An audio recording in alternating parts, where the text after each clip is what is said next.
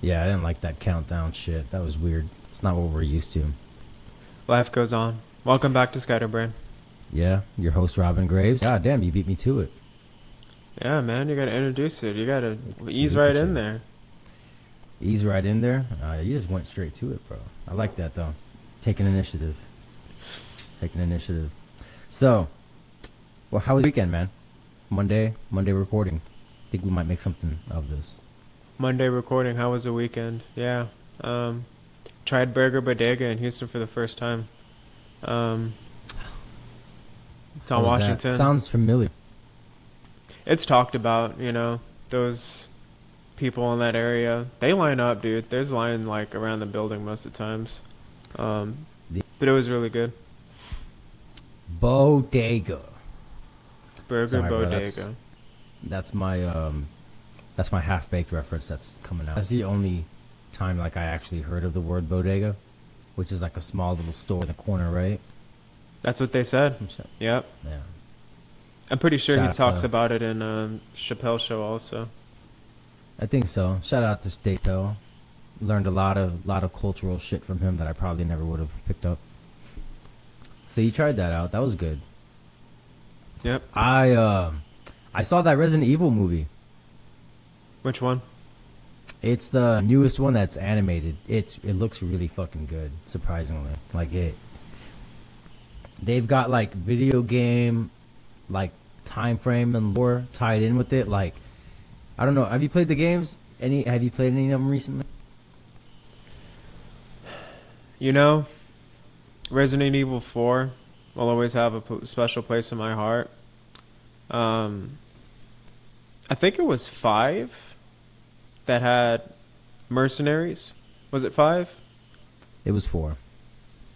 Nah, man. Re- It was like 4 5 or had 6 that had no, dude. mercenaries. Resident Evil 4 had mercenaries too. Just don't buy I it. You're promise you. probably right, though. You're probably right that it did have it, but like, I remember like 5 or 6 specifically playing mercenaries the most. I don't really remember 6.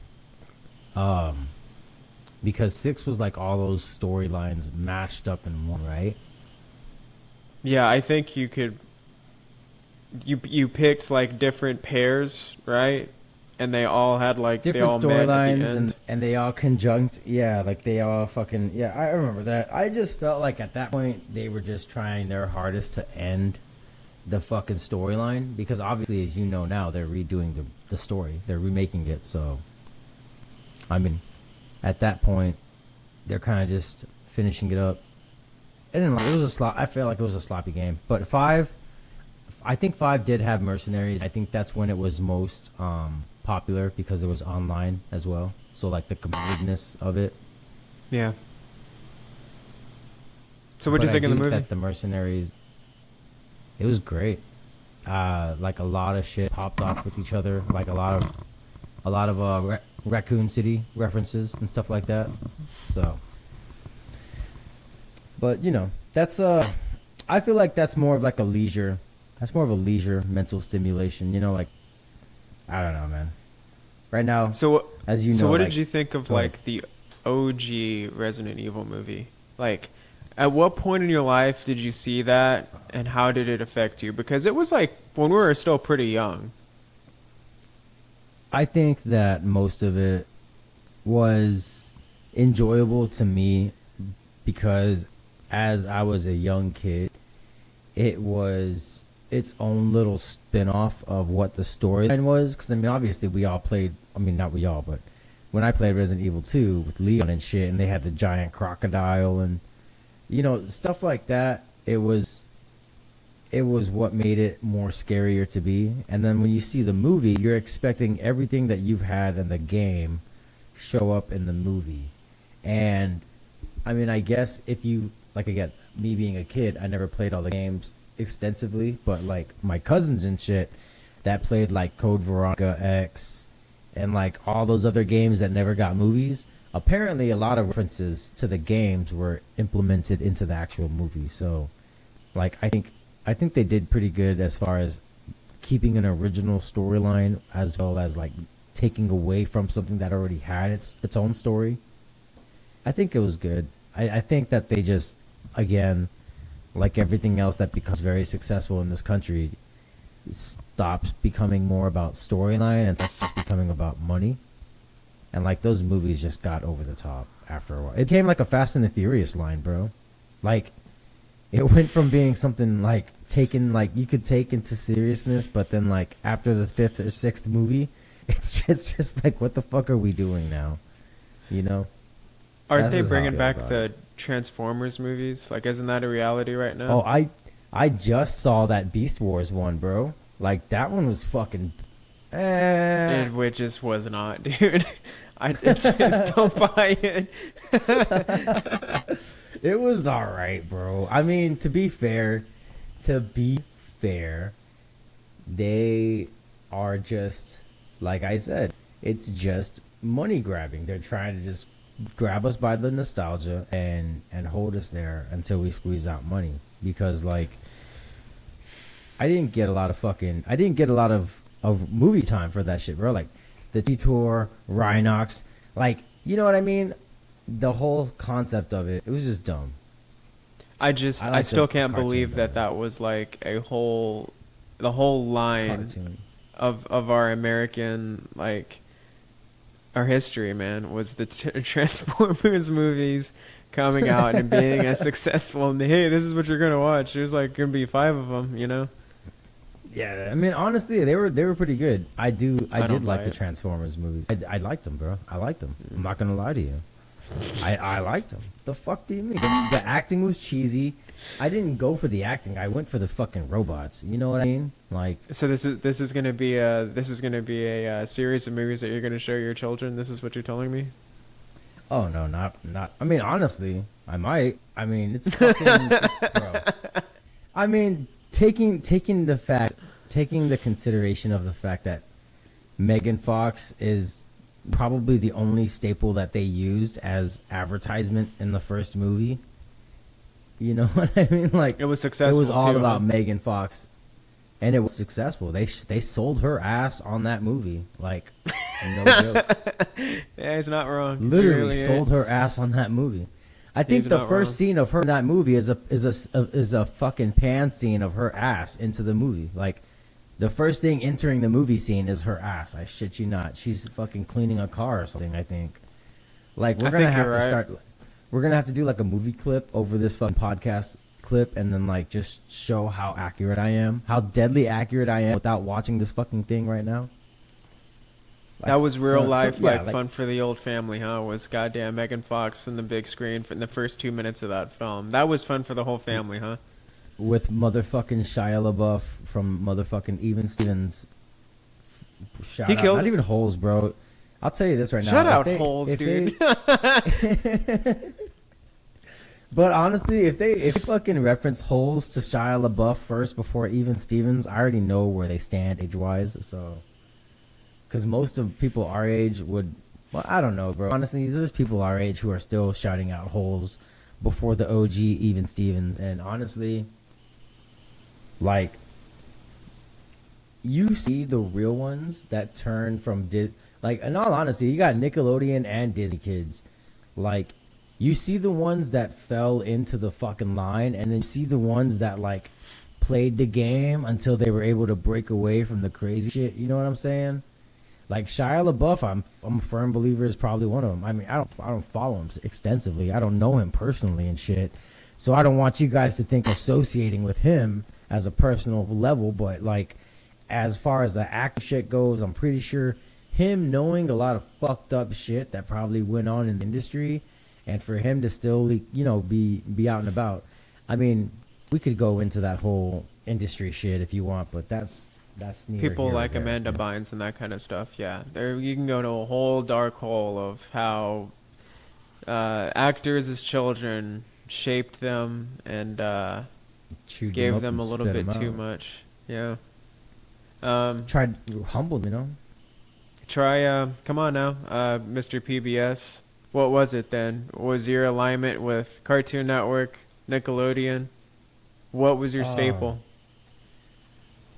Oh, fuck, man. You really have me forgetting about this shit right now, don't you? And I had a good fucking point, too.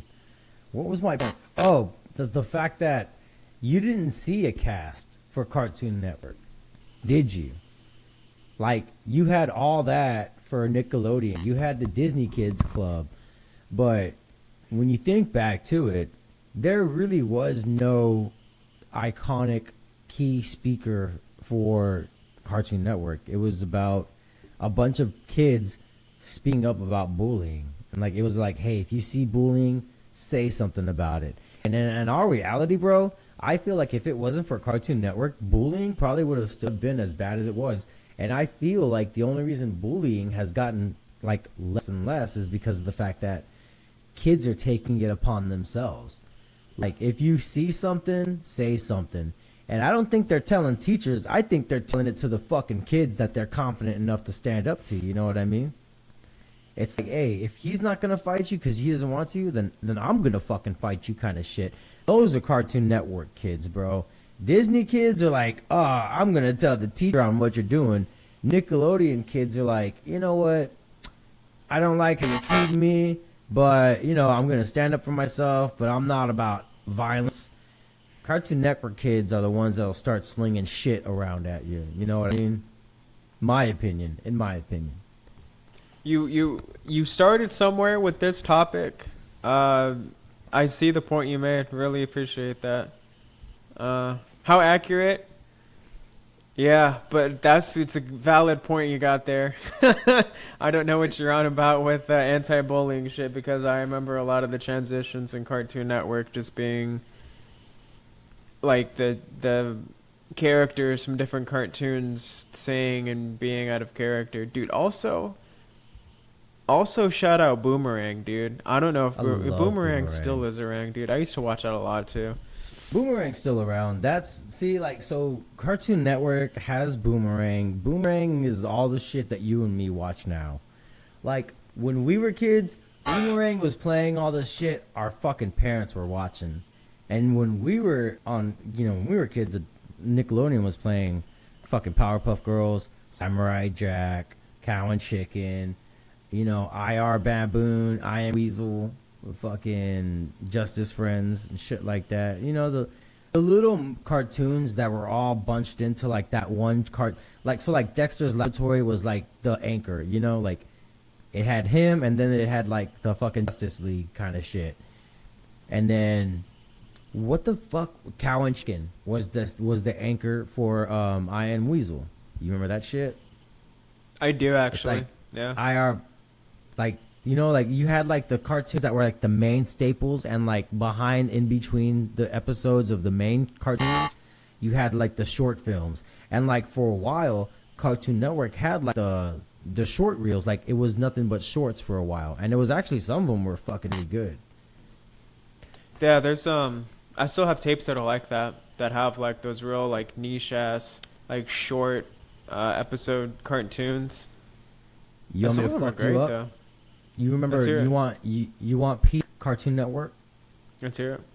was whenever you were watching the fucking cartoons, and when the cartoons would be on commercials and shit, and they would have like legit drawn together fucking encounters. Like, the professor, like, basically locked, like, he was like looking for his car. He thought he left his fucking keys in the car, and like Dexter was pulling up to go shopping. He's like, how many scientists does it take to unlock your car? You know what I mean? Like, it was all it was like them all meshed up in one little town, and they were all fucking with each other.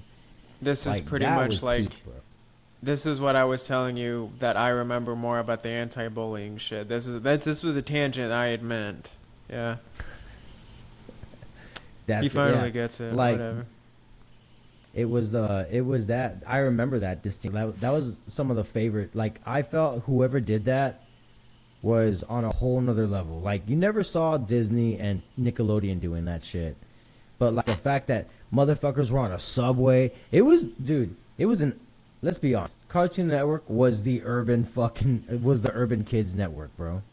It was urban networking. Like, I don't Urban know how else to Network, say it huh? other than the fact that, like, no joke, like, that was the shit. Because you know what I mean, bro. Like, most people nowadays that are with that urban shit are mostly all Adult Swim right now. Like, it's all whatever we were doing in the early 90s, late 90s, early 2000s, everybody's hopping on the bandwagon.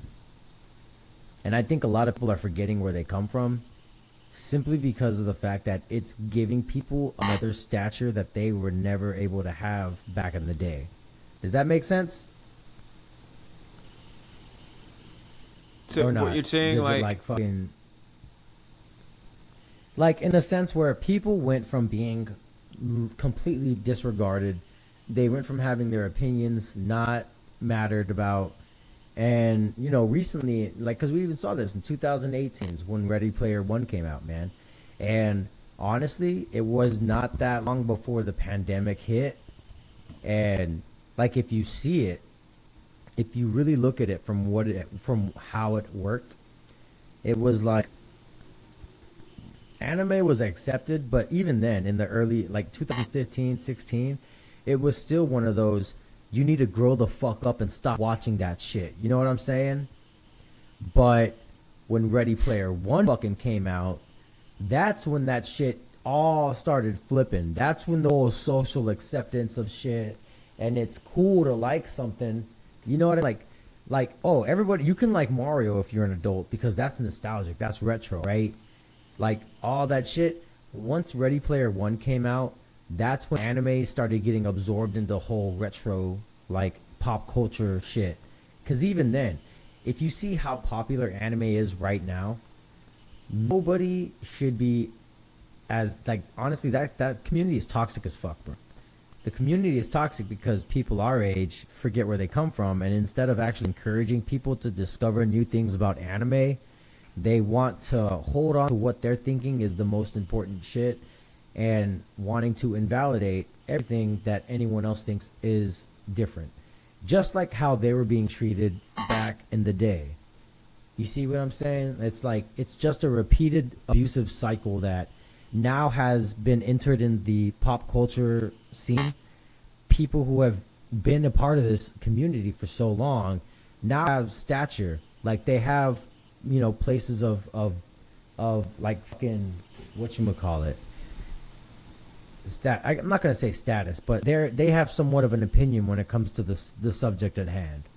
And instead of actually encouraging people about how they should go about having a discussion, all they do is like, oh, you like that? Man, that's not fucking anime. That's whatever. You know what I mean? And it never makes any sense to me. I think there's a wish- term called I gatekeeping honestly- also.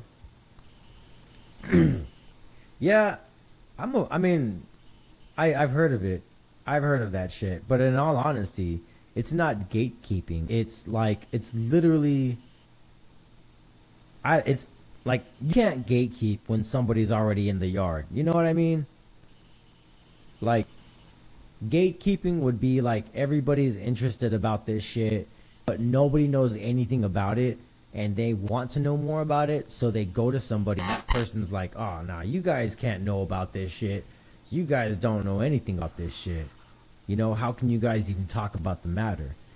What these guys are doing, they're talking about, oh, your shit isn't real anime, but that's not a real fucking anime show. And you know what I'm saying? Like, they're just completely invalidating what people have as an interest. It's low-key the same thing, though, because then it's like, it's the mentality of, I've been here and I've watched this shit and you don't know shit, but I'm also not going to tell you my opinion. I'm just going to, shove you back into the hole because you're, It's kind of the same thing, but yeah.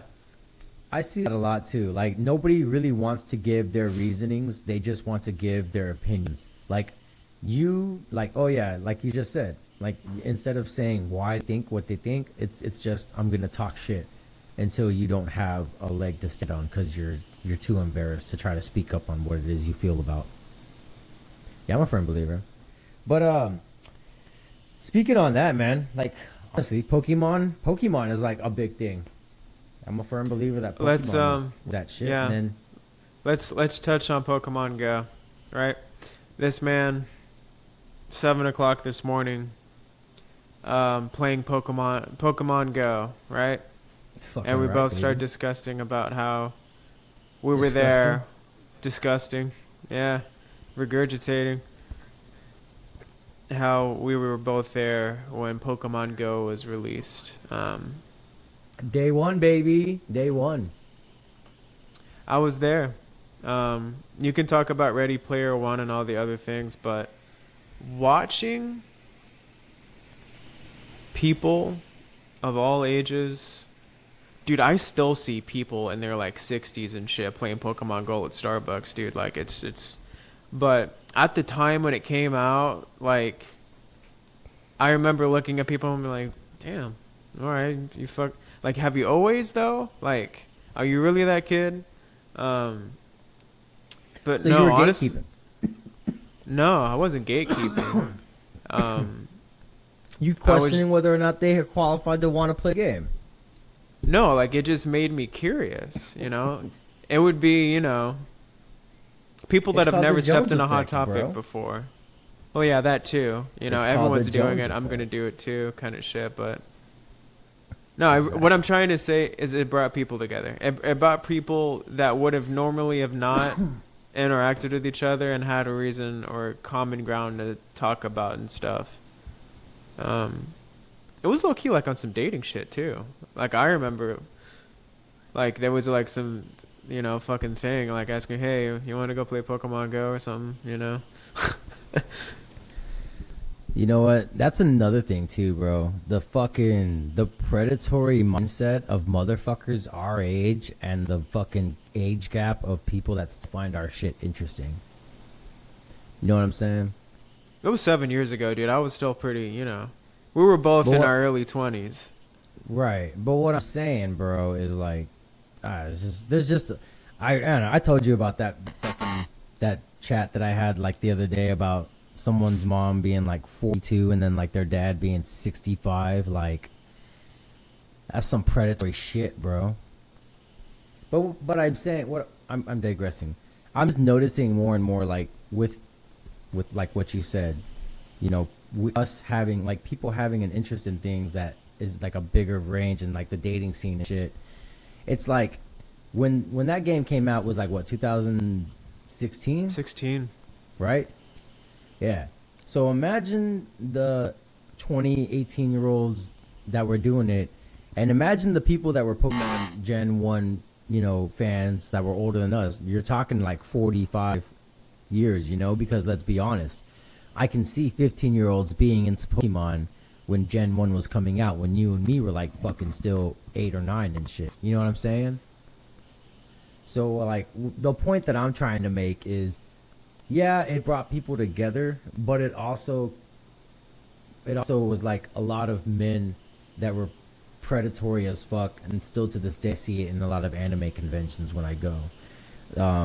That we'll talk about that with Anime Matsuri, because that's coming up pretty soon, and you know, in the anime community, there's a lot of shit that comes with that. But yeah, I mean, going back on to fucking Pokemon Go, man, like honestly, it was good. I found it died out within like the year or two. You started seeing people like not get into it as much. But like when the pandemic hit, I started seeing people doing that a lot more too. True. But I to guess share, honestly, bro, go ahead. this right here, this right here, this is what started it for me. This right here, um, the most pivotal point in my life as a gamer was finding that at my grandfather's house. It wasn't silver, specifically.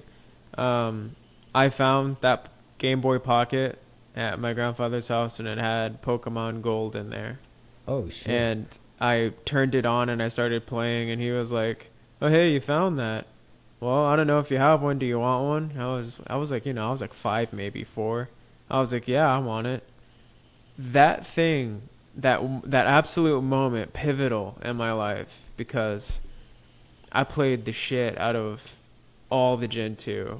Silver is the one I have left because Gold and Crystal, the save batteries died.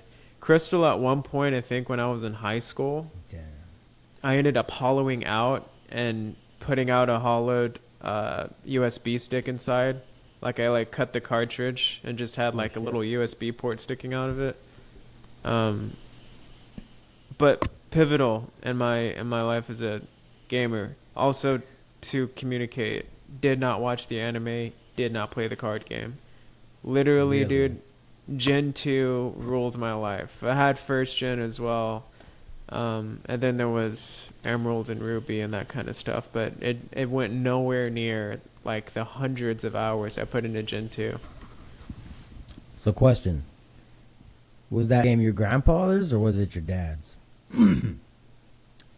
Truth on it was Grandpa worked for Continental Airlines, and he would just pick a bunch of shit from the lost and found in the airlines. Um, and he did this for my dad, and he also, in a small way, did it for me. Yeah. He worked there like That's 42 fucking years, insane. man. See, like, I don't think I could give myself to a company for 40 something years, man. That's a different time frame your grandfather comes from. You know what I mean? He was an Air Force veteran, anyways. I mean, Even then, man, I never deployed, but being a veteran myself, like, it's so, it's so crazy to think that the military would take care of you after you're out, and like the stories that my buddies have, like, it's it's just insane. Like, there's so many good stories you hear, and then there's so much fucked up shit that you hear, and it's just like, yeah, we won't talk about that. I'll get army buddies to talk about that shit, but I mean, you know, that's honestly, that's pretty badass though. That was your introduction to fucking Pokemon. Instead of being, for me, it was something that I could read, and I was like, you know what? Let me read. Let me get a game like that will help me read, and that was the game. Figured I was like, crazy. because at the end of the day, I was like, it was that or Zelda, and I did not want to fucking read all that shit. I didn't Skip enjoy it. Zelda too much. You know, that's surprising that a lot of people were like, oh, I was not a Nintendo kid, man. I just wasn't a Nintendo guy. Just PlayStation. Just PlayStation, bro. But then again, all right, let's get to some serious shit, I think. When are we gonna go watch that The Sound of Freedom? You know what I mean? Come on, man. You don't want to watch the Barbie movie? Honestly, I don't understand what the fucking hype about that movie is. I really don't, other than the fact that it's Barbie. And again, it's a Jones effect where everyone just wants to be a part of the inclusion. So everyone's having this false excitement for something they could care less about. It's just about content, in my opinion. Coming from being a recent content creator, you know? Huh. People aren't gonna like me, bro. Like I promise you that. Like, no one's gonna like what I talk about because it's legit something that I'm a part of and that they are a part of. And for the most part, I'm gonna call out when something's bullshit because I don't want my following to be based off of bullshit. You know, like dude, you know what the fuck? And look, to each his own. To each his own. But I'm just not a fad person, you know? You know the difference between a fucking fad and a trend? Because I recently just found that out. I didn't know the difference. No, explain yourself. A fucking fad is something that's just going to be around for a little bit. You won't fucking remember it. A trend is something that is lasting. That's there for, like, blue jeans. It's a fucking trend. So You like know a what I mean? decade thing. Something that's going to be around for a long time, that's relevant, that just because a few years have passed, it doesn't make the excitement of what it is gone. So, You see what I'm in saying? perspective, planking is the fad and TikTok is the trend. Yeah, because they were both, yes, you explained it perfectly, because at the time, both of them were both very popular. But obviously, you see which one's still here and which one's gone. So You it's know what I like, really wanted that's to the talk thing about, that I'm though? talking. What's up? Talk to me, bud. All the things we talk about with TikTok. What Yeah. about defunct social platforms? Like What social platforms do you miss that are just gone as shit? Like Vine or Tumblr? MySpace, That MySpace, too. You really miss it? hands down. Um, I HTML? feel like I honestly I'm kicking myself in the ass now for not keeping up with that because my business website needs to be updated a lot. And if I fucking just would have kept up with HTML, bro, I would have had some badass MySpace layout looking shit going on in my fucking page, bro. Would have had a top 4 follower subscribers and shit. You know what I mean? Like top 5, put them in. But yeah, I digress. That's one thing. Do you know Yeah, what you was know, I do. What's up? out of MySpace? The one thing I do miss was music that I found on MySpace. Um, it Oh, it you went meant to someone's page? no, like there was musicians that promoted themselves on MySpace. This is also the same Oh for yeah. Tumblr. Like Tumblr was the same outlet for me. Like I met like Tumblr rappers and wasn't stuff through Tumblr Tumblr. like so I in when I was in the military, Tumblr was big, but Tumblr was more for like I saw most of my buddies that were on it were just looking at nothing but naked chicks on it, in my opinion. There was a huge thing on Isn't Tumblr too. Granted, like that was like a large percentage, but like there was just other things going on Tumblr also. I wasn't I wasn't really big with social media until recently, honestly, if you want my honest opinion. Like I had it, I used it, but I never cared to actually be enveloped in all the little fads. And obviously, in my opinion, I missed out on a bunch of memories, but what did I in my like what did I really miss out on? You know, other than talking pieces. Because in reality, what is there what came out of it? Nothing really, right? Other than famous shit Nothing that I for probably only you. hear on But TikTok. what that is your own perspective. That is what you limited yourself to. Your mind Yes. state at that given point in time in your life limited you to your own experiences and your own open mind. That is what happened. Me, Yeah. on the other Surprise, hand, motherfucker. I learned rap groups like I'll Fight You and Vanny Land, which is a local dude from Dallas. Rob Banks I learned from in Tumblr days, dude. Like there was, Space Ghost Perp. Um, there was shit I really got and still carry and helped shape my personality in some way. All of those things. Um, Okay. you didn't do that, and you try to write in a history for myself like it didn't matter. I'm not saying it didn't matter. It was just irrelevant to me. 10 years later, I'm still a Rob Banks fan, sir. You know, we'll have to do a listen to him then. You'll have to give me one track to listen to, and I'll listen to it all the way, and it won't be awkward. Hopefully, Okay, you know what I mean. sure, man. I mean, I'm sorry that I don't have any recollections of your forming of your adolescent years, but For once in your life, I mean, Um, for real, right? even adolescence years, we've gone into like teenage and heartbreak and all the other shit. So let's like try to pick like something decent, right? So give me like, give me your favorite Halloween trick or treating with someone you were in a relationship with when you were younger. I don't. You don't trick or That's treat. I trick or treated. There's nothing memorable about about going trick or treating. I just went get candy and like I never did anything exciting. There was no out of the norm for me. All of my Halloweens were pretty fucking basic. Nothing too memorable. But then again, you also have to remember like my childhood was probably really dark compared to the average kids coming up. You know, since we haven't actually posted the most recent thing that we had, and we're gonna post this first. Then this is the audience's first time of finding out that my childhood was really like just fucked up.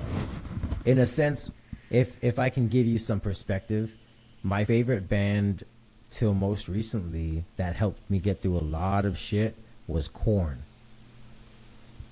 Jonathan Davis. Shout out to Jonathan Davis as a singer. I don't know about him as a person, but I mean, as far as the lyricism and the fucking like all that shit, the band and in its original members and shit, that got me through a lot of shit, bro.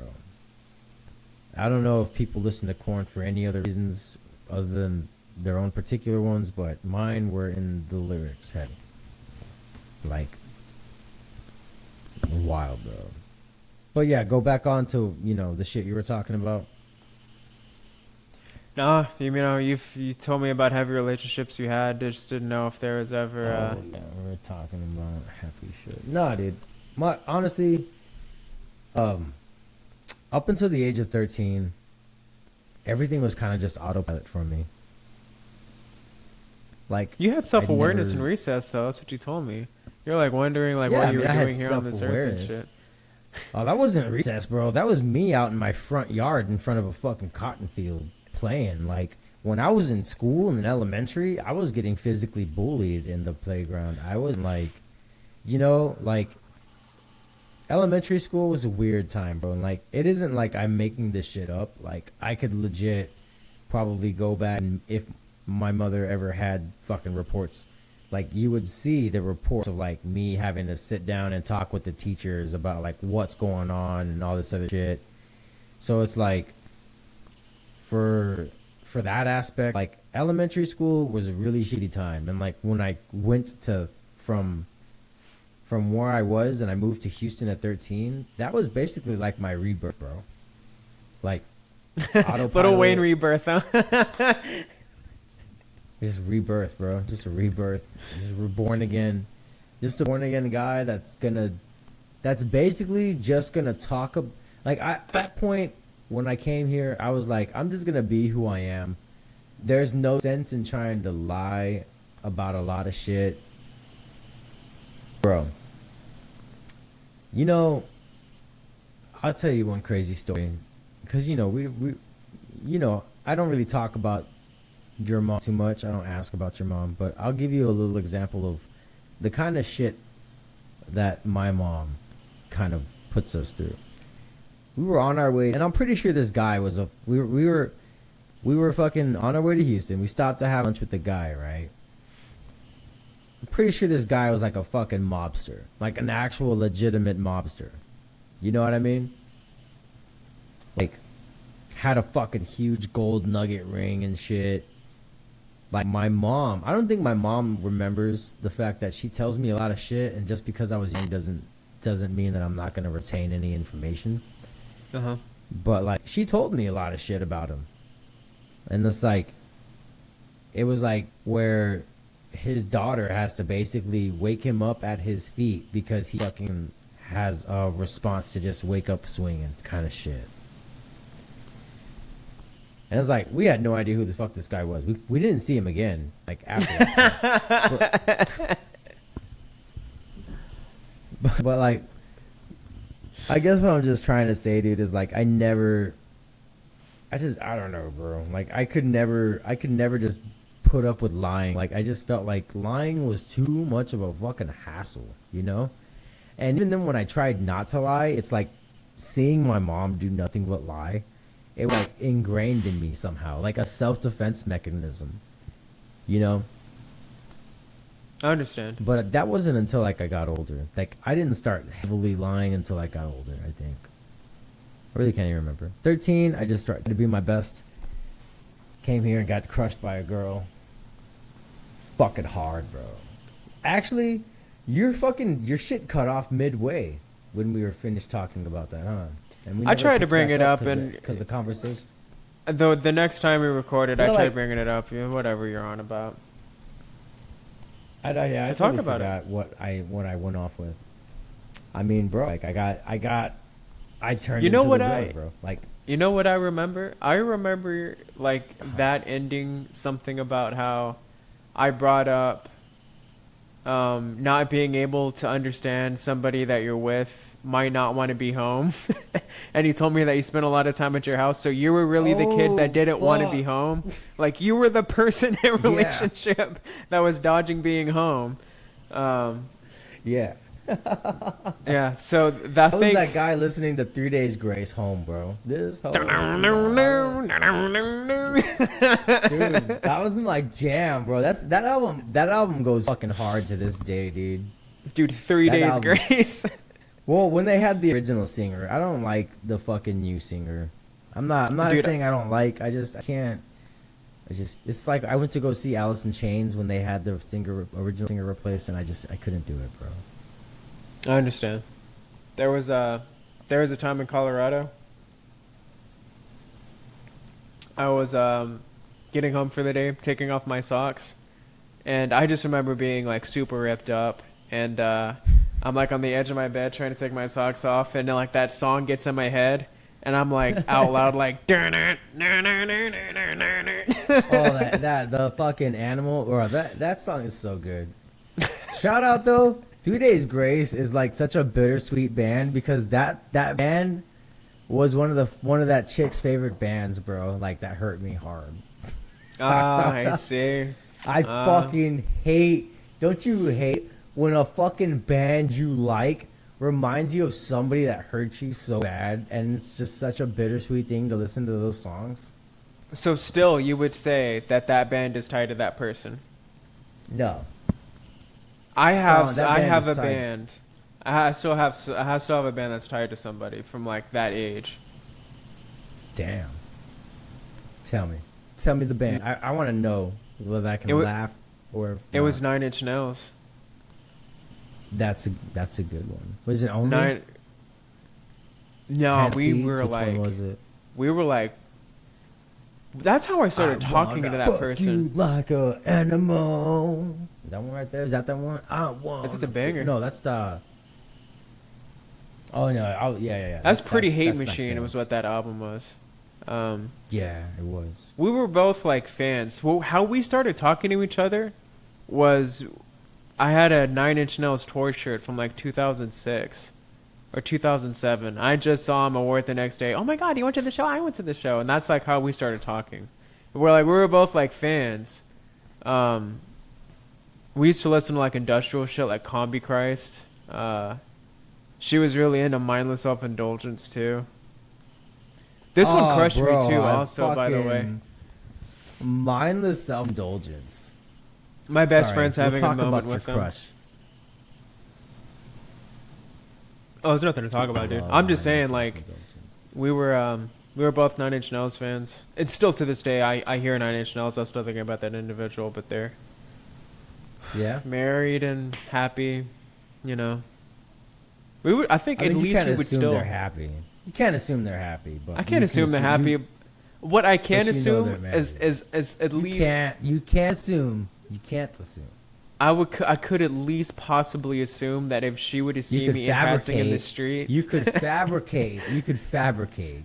if she were to pass me on You- the street, I would at least assume that she would wave to me. Is what I'm trying to tell you, sir. You think so?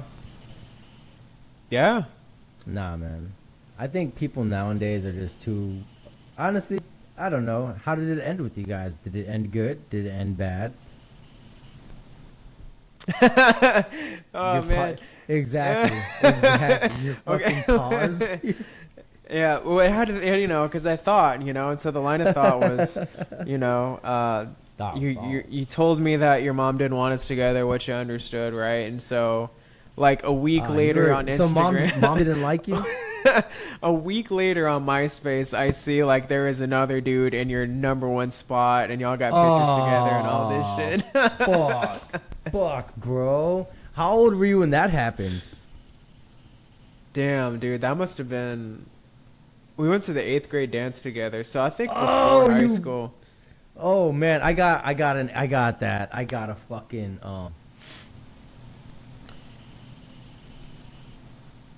So it is seventh and then eighth, right? Okay, so in the seventh grade, maybe no, I think it was the eighth grade, bro.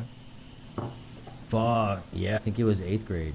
So Sadie Hawkins dance, right? You know where you don't ask, but you get asked. So something kind of similar happened like that to me. I mean, not really, but here's my getting crushed story, bro. Long story short, she asked me to go to this fucking dance with her. I fucking went out. Mom fucking, dude, you know what? The one thing I'll tell about my mom, she did the, and when I talk about her, she did the best that she fucking could. You know what I mean? I'll give you that, Mom. You did the best you could from the background you came from. And in all honesty, I could have ended up a lot more fucked up. So, truth be told, I owe it to you to at least, you fucked me up mentally. Like, you set me back pretty bad as far as inside of my head goes. But as far as making sure I had shit to eat and a fucking roof for the most part, and doing what you did, what you felt to keep us safe and shit, I can't be mad at you for that. So I'll clear the air with that shit. So, like I said, back onto this. You know, I told her I got asked to dance. She takes me to fucking KNG because at this point she's working. You know what? I hope this doesn't give out too much information. At this point, she's like working in you know, Comcast and shit, Time Warner. Fuck, I'm gonna have to edit that out. Anyways, because at the end of the day, she got high. She got high up there, bro. It really knows me at the end of the day too. But Okay. it's true, dude. Like at the end of everything, she was like in the White House is what they called it. And Okay. All right. so that's what I was known for. It, dude. Honestly, if I ever become like super famous and I don't have anybody to fucking pay me anymore, like where I'm actually just able to fucking be on my own, I will talk about this shit in all of its conjunction with each other. I shit you not. My life's like a fucking Quentin Tarantino movie, dude, where like so much shit just happens to be in relevance to each other. Like you would never think like I would have a lot to do with some shit that happened. You know, like, oh, fuck. And, like, a lot of my friends would like, that was you, motherfucker? Like, some kind of shit. But we're moving on. So, she got me a fucking suit. $150 suit from K&G, bro. Fucking threaded. Like, nice-ass suit. Nice fucking shoes. The tie. Fucking cufflinks. I mean, fucking there, right? Getting ready for this fucking dance. And, like, I want to say like an hour and a half before the dance, I get a text message, not even a fucking phone call, but a text message from her saying, hey, like, I have a really, really bad headache. My head is fucking killing me. I don't think I'm going to go to the dance, you know? And I was like, fuck, you know? I was like, all right. You know, like, it was nothing really to me, you know? Because like at the end of the day, I was going to spend time with her. I wasn't going to hang out with my friends because I didn't fucking, you know, like my comprehension, like at the end of the day, self-preservation was all I cared about because look at what I had seen, you know, that's all my mom knew was self-preservation. Take care of yourself because at the end of the day, you're going to have yourself to die with. So I know that's like 16 times today, but, so I'm like, all right, fuck it. It's not a big deal. I'm just gonna play my games and just disconnect from the whole situation, right? Well, like fucking 30 minutes into the dance, like when the dance started and shit, my friend texts me. He's like, hey, bro, where the fuck are you at, man? Like, I don't fucking see you. I'm like, I didn't go, bro. Like, you know, so-and-so canceled. So there was no point for me to go. And that guy's like, what the fuck are you talking about, bro? I'm like looking at her right now. She's fucking dancing with her friends. I was like, are you fucking kidding? I was like, you're fucking with me, right? And like he snaps me this fucking pixelated ass picture of her because, you know, it's a fucking Nokia phone and shit back in the days. That was like the very moment like when I was like, oh shit, because you know I told you like I already had problems with my self-acceptance and shit, so like when that happened it was like fuck. And at the end of the day when I asked, the main result as to why that happened was because she felt that I was not going to be. Your mic's fucking muted. I know. Uh, but anyways, so at the end of the day, it was going to be. I was not fun to be around. It was like I just didn't think you were gonna be any fun if I went with you. I'm like, why the fuck would you even at? You know, and like a dumbass, I didn't understand that that was just something I needed to walk away from. And that toxic back and forth went on until I was about 21 years old, bro. From the age of fucking like 14, 13 years old. This is the one in which she didn't want to see you with anyone else, right? I don't know. I don't know if it was the fact that she didn't want to see me with anyone else, or if it was just the fact of, I don't know, dude. Honestly, I never, and you know, You'll never I made know now. yeah, and I made a post about that like on my Facebook like fucking 3-4 years ago. I was like, you know, I've come to realize that there's a lot of shit I might never get closure from, and that's okay. But for the most part, I feel like I've done my best to make amends for the person I used to be, for the people I've most affected, you know? And like the one thing that always got to me was like I never got a chance to actually sit down and let this person know how much and how selfish I felt like they were, because they never really took into consideration what their actions were doing as far as affecting me, you know? Or like what that person meant to me to understand why I was even doing half of the shit that I was doing at the time. You know what I mean? But you also never got that in return. No, I never did get it in return. And I think it was just more of the fact that it was the first person that showed me attention that I didn't know how to like really process through, you know? And I think that's what it was. It was like the one thing that I wanted attention from the most was why I had a hard time just walking away from it at the time. And you know the fucked up thing about that, man, was I think I told you about that, was whenever I was in the military, like I just got done, I was about to finish graduating basic training and shit. And like it was one of the times where I could actually have my phone on a Sunday. I get a Facebook message from this chick out of the blue. Actually, you know, it's funny because when I opened up my phone, I got a text message from my, I guess at the time, fiance. And it was a message about some chick messaging her on Facebook asking about you, you know, asking if I'm okay and everything.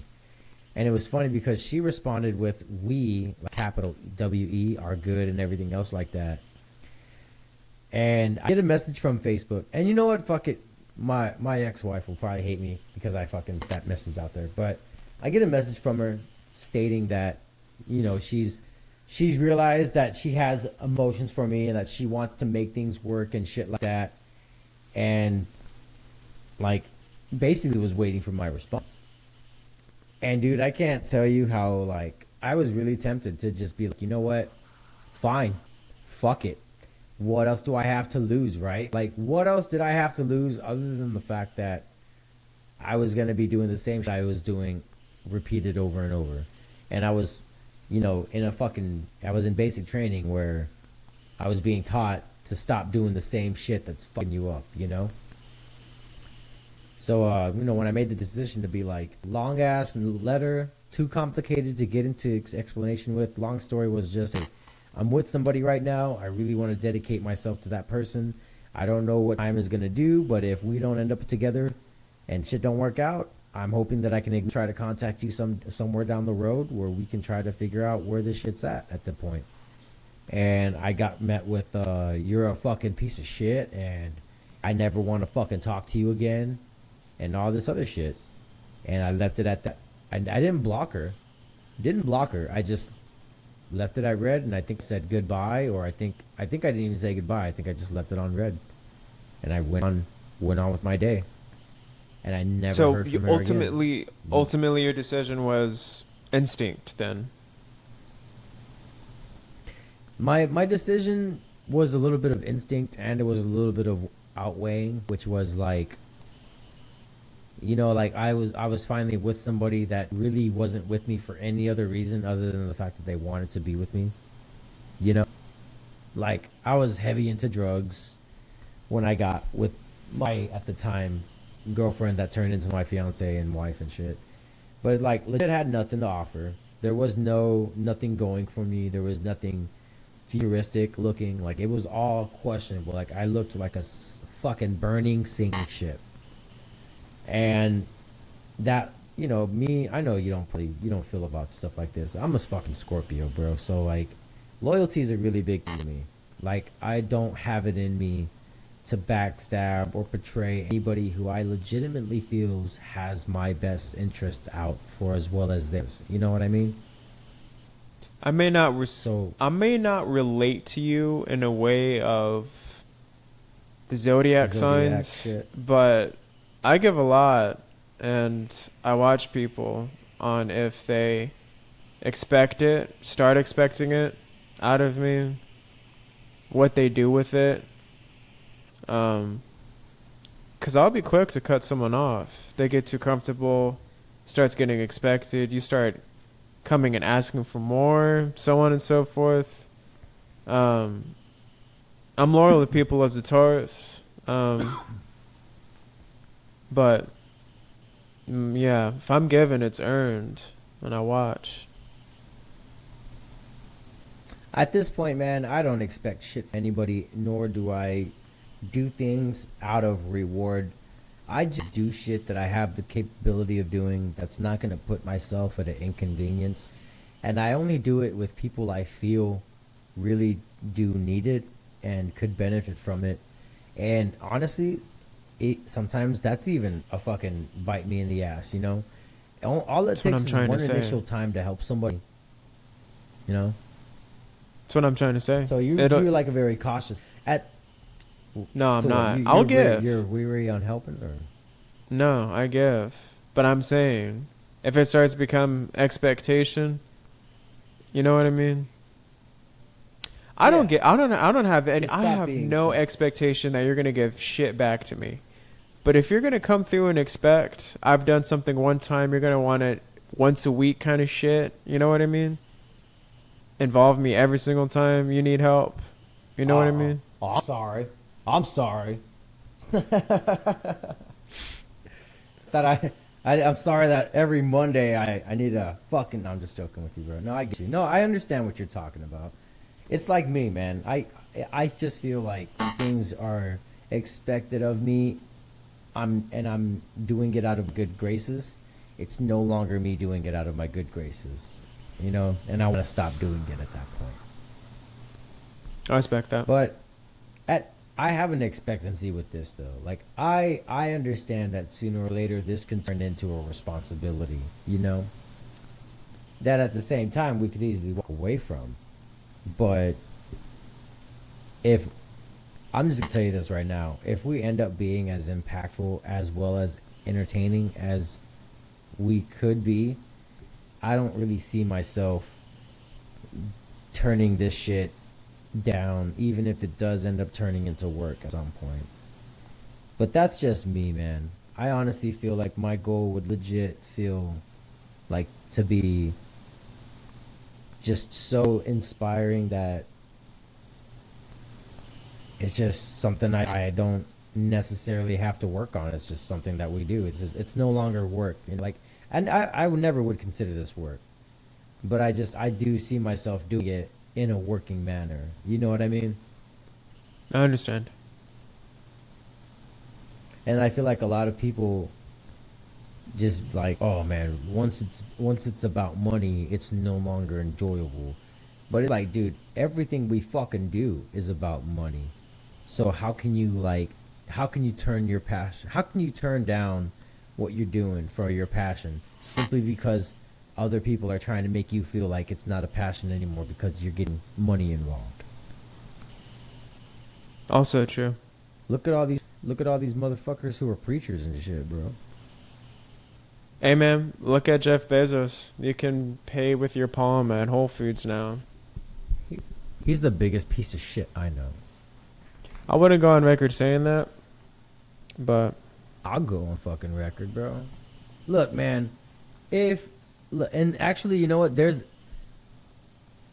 You know what? There's if you're a billionaire, you're automatically roped in as a piece of shit. I'm I just don't gonna think say that. I don't think for one I have heard the word billionaire, and two have had as many discussion about billionaire as I have had here on this podcast. I don't get it.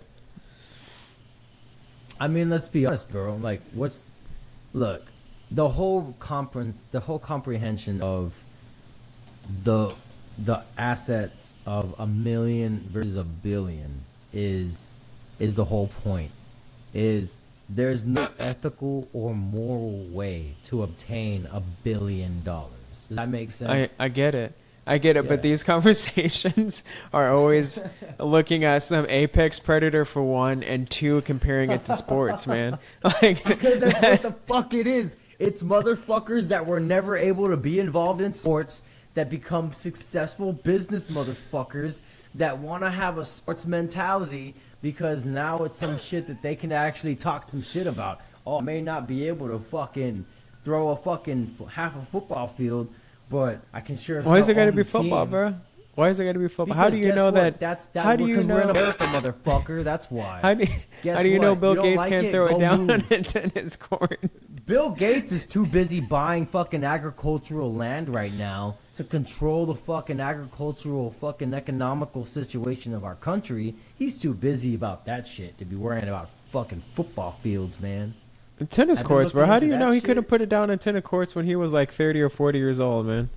Because he's putting down on the fucking agricultural farms, bro. Look, I ain't. He's I'm the talking old. about He's real like, dude, deal he is our shit. biggest bid right now. That man doing what he's What doing the is the fuck? biggest big to counteract like global warming and shit. Like that's the one person with that amount of money that actually gives a shit about that topic. I figured Al Gore would have been the motherfucker you'd bring up. Bill Gates. You think Al there's Gore gives a so shit, much- dude? There's so much controversy about Bill Gates and that fucking Epstein's Island and shit. I can't believe you're actually speaking up on this motherfucker's behalf right now. I'm I don't just give saying. a fuck about how good. I don't give a fuck how good your intentions are for the environment. If you are doing shit to mask your fucking malevolence behind the curtains, you are an even bigger piece of shit than you want to admit. Because honestly, I'd rather you just be known as a piece of shit instead of somebody who's fake fucking painting. Oh, I'm doing this to help the fucking environment when you're over there fucking trafficking motherfucking kids like you're part of the goddamn Sound of fucking Freedom movie and shit. Malevolence Right. behind the sound of freedom, huh? Malevolence behind the fucking Sound of Freedom, bitch. That's right. All comes back. It's all intertwined. Even though we're scattered out, it all comes back to the same shit, baby. You're telling me that there's no weird... Look, man, why are we not talking about... You know what? We're not talking about it because then we're going to lose everything. We're not ready for that yet. But why? I mean... It's true, bro. Like, look at Jim Caviezel, look at Mel Gibson, look at these guys that are trying to talk, and you would figure that if these guys are on it, look, just playing the devil's advocate, you think they'd live stream that shit all across the platforms if they really want people to get out there and watch it. You know what I mean? Like, instant drop, straight to DVD, fucking buy it. You know? If the movies are making it that hard to fucking watch, just put it straight to DVD. Digital download. Host a watch party. Get some of the biggest celebrities that are a part of it. I mean, speaking of the child trafficking, I mean, how conspiracy theorist are you about the whole Chris Cornell and Chester Bennington shit? Are you kind of familiar about any of that shit that was kind of floating around back in the day? They kidnapped kids. Not they, but like the fact that they had organizations like charities, and they found out that they were used as covert operations as trafficking children, and that they wanted to speak up about it, and like that's where a lot of this shit came from. That's why a lot of yeah, dude. I mean, I'm not trying to disrespect the artist's death or by any means whatsoever, man. It's just I feel like if we don't talk about stuff like this, it's a big thing that we continue to have. If we don't talk about these things and the big possibilities that they could be there, then we're no different than our parents just trying to live our lives and going on about the world and allowing this shit to continue to happen, you know? Like, look at the whole thing with Kobe Bryant, bro. Like, did you hear anything about that? I mean, I can shed a little bit of light on that with you if you haven't. No? Sure. Haven't? What do you Yeah, got? exactly. It's about Kobe Bryant, and he essentially was going to court. He was taking, it's funny because it was a sexual aphrodisiac drug called the Black Mamba, and because Kobe Bryant has the Black Mamba trademarked, that's trademark violations. They gotta pay for everything that they've sold. So basically, like, they would have had to have gotten audited so that the money that they made from that fucking sex drug called Black Mamba, they would have had to have paid a certain amount of royalties to Kobe Bryant. So when people were doing research digging shit like that, it turns out that the pharmaceutical companies that Kobe Bryant was going to be taking to court were actually had the same lawyer that Kobe had. That was his actual lawyer. So it was like a So big how does that like tie the him? whole, How does that tie him to anything? the whole thing about tying in is that he was gonna fucking topple a pharmaceutical company because they were illegally using his name to sell a product, and he, those pharmaceutical companies that we won't name happen to be really high up there as far as like the kind of shit that makes people disappear. So the fact that this lawyer also represented the top 3 pharmaceutical companies that Kobe Bryant was going to be taking to court just so happens to be a little coincidental. You know what I mean? Like, I understand. and it just so happened, like there's a whole bunch of shit that people want to not take into consideration, and I'm not saying that it's 100% true, but to see that these things aren't being implemented at certain dates and time of sequences is, to me, you'd have to be, you would have to either not give a shit or know that there's nothing you're going to be able to do as far as influence goes to make any kind of difference. I feel like that's why a lot of people now go to Joe Rogan's podcast to talk about the shit that they want blown out of the water. Like that guy that was recently on Ancient Apocalypse. There's just a lot of shit that people are like, governments and professionals are like parents, dude. So much that they want to keep us from. Until you get old enough and you start finding out the truth, and they still want to hold on to the whole, like, we know what we're talking about, you don't kind of shit. Yes, the anime Matsuri people of the real world, right? No, those guys are just money-hungry motherfuckers. Don't really care about the communities that they are preying off of. I actually have How is that friend- any different? How is How that is it description any of a different? person any different? Because these motherfuckers actually have the chance to become the exact opposite, but they are choosing to be incorporated into the same shit. And that's what I have a problem with. It's like, everybody wants to say that they're different, but how much different are you than the people that are really telling you to be just like them? You need to make as much money from this event as possible. Why can't you just bring a lot of satisfied people and have a good amount of profit without it having to be maximum profit? I just think that's the dumbest fucking thing ever. You know what I mean? Are they going to be handing out water bottles at Anime Matsuri when people are outside?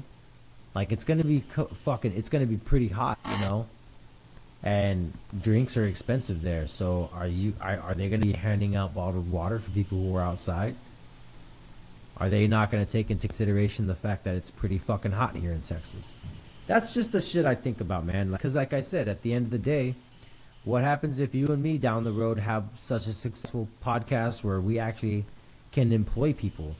Like, let's say just for shits and gigs, we become somewhat so popular that we can actually afford to build a high-rise building and we can employ people to work there, and we just so happen to be profitable enough to give the fucking even the janitors a $7,000 pay wage. Like, but you know, to people who have companies that are paying people minimum wage, that would be fucking stupid. You know, they would call us stupid. There's a guy who has like a credit card processing company, and like he was able to do the numbers, and he was like, yeah, we're gonna give everybody $70,000. And like the news media, all of them, everybody bashed him. Like like Harvard University was saying that they're gonna do a study on him after his business fails on what not to do. But yet here he is, like one of the most successful motherfuckers there is, you know? Like that's the shit I'm talking about. And he even said, like in his numbers, like our fucking employees have lost weight. They're homeowners for the first time. Like the health level is that much crazier. The morale, the rapport, and it's the fact that everybody's for some reason feeling like nobody's worth having any kind of amount of money that could be close to what the CEOs are making or what the board of directors are. And then everyone's just like, we'll get a better job. Yeah, well, most of these jobs that we're working for don't have the best interest for any of us in them. You know? Also true. Not saying every company's like that, but I mean, let's be honest, man. If I were to get shot at work tomorrow, my family's not going to get compensated but $10,000, and then they're going to be looking for the next guy to fill my fucking spot. That's it. That's all my life will ever account to, and that's why I'm trying so hard to do the shit that I'm doing now, you know? Because who's really going to care about what I have going on other than myself? And of course my followers, dude. Shout out to you guys. Honestly, let's take some time to talk about the followers, man. Like I've been seeing the numbers going up, and really, like it's something that's kept me wanting to do this because the feedback that we get, you know, like the questions that are asked, you guys make it that much more doable. You know, knowing that there's actually interest partaken into this shit, and it's not just me and our co-host talking about random shit that we find interesting. You know, one of these days, dude, you might be coming up with the whole "I'm pregnant" announcement. One of these days, you never know, bro. Not yet. I'm not saying anytime soon. I'm just saying, bro. Like, you know, you plan on having a fucking family, right? Hope so. I mean, you hope so, or you want to. I mean, really, it's not that hard. You go fucking have some sex. Don't pull out. You've got somewhat of a family. To be fair, I'm not really sure how I've gotten to the age I'm at without a child. You figured you would have had one by now, or what? I don't know how I've gone all this time, but I mean, I'm glad that I haven't.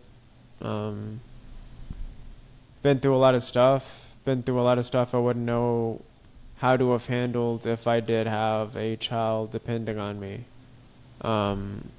Wouldn't know how to do what I'm doing right now if I had a child depending on me. That's the scariest thing. Is like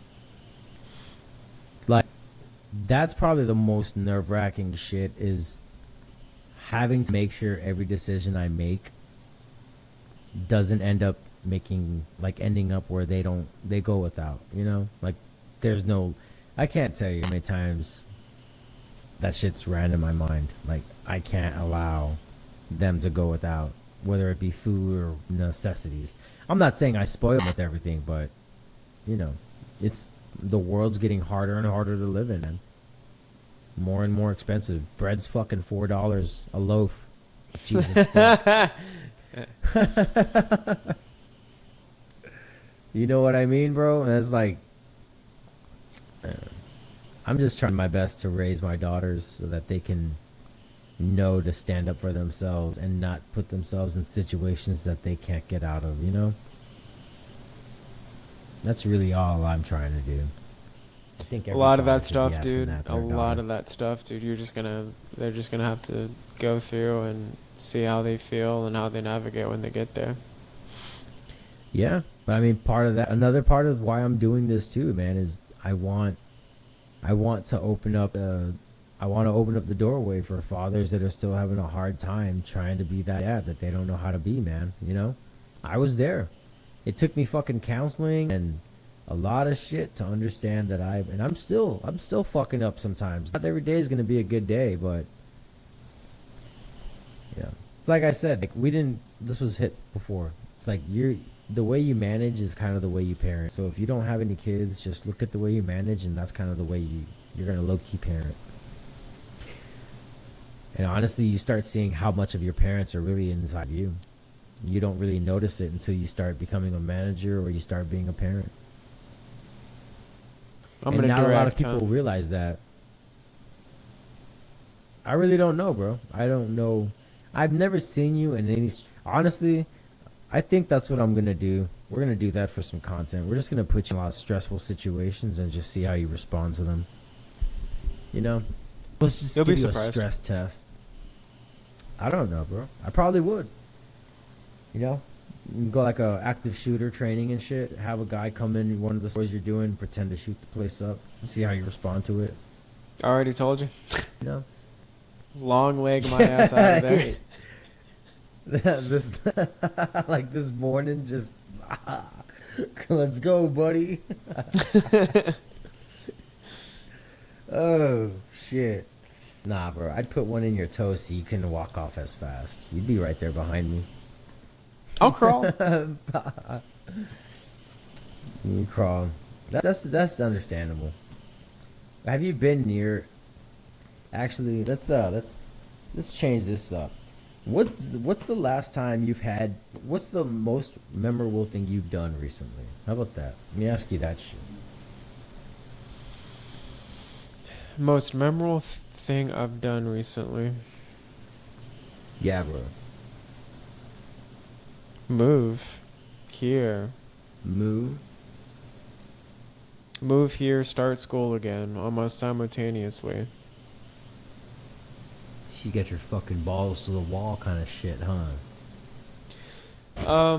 Being an only child, it's pretty much big life changes all happen at once. Yeah. Nothing happens for lengths at a time, and then everything changes all at once. That makes sense. I'll give you that.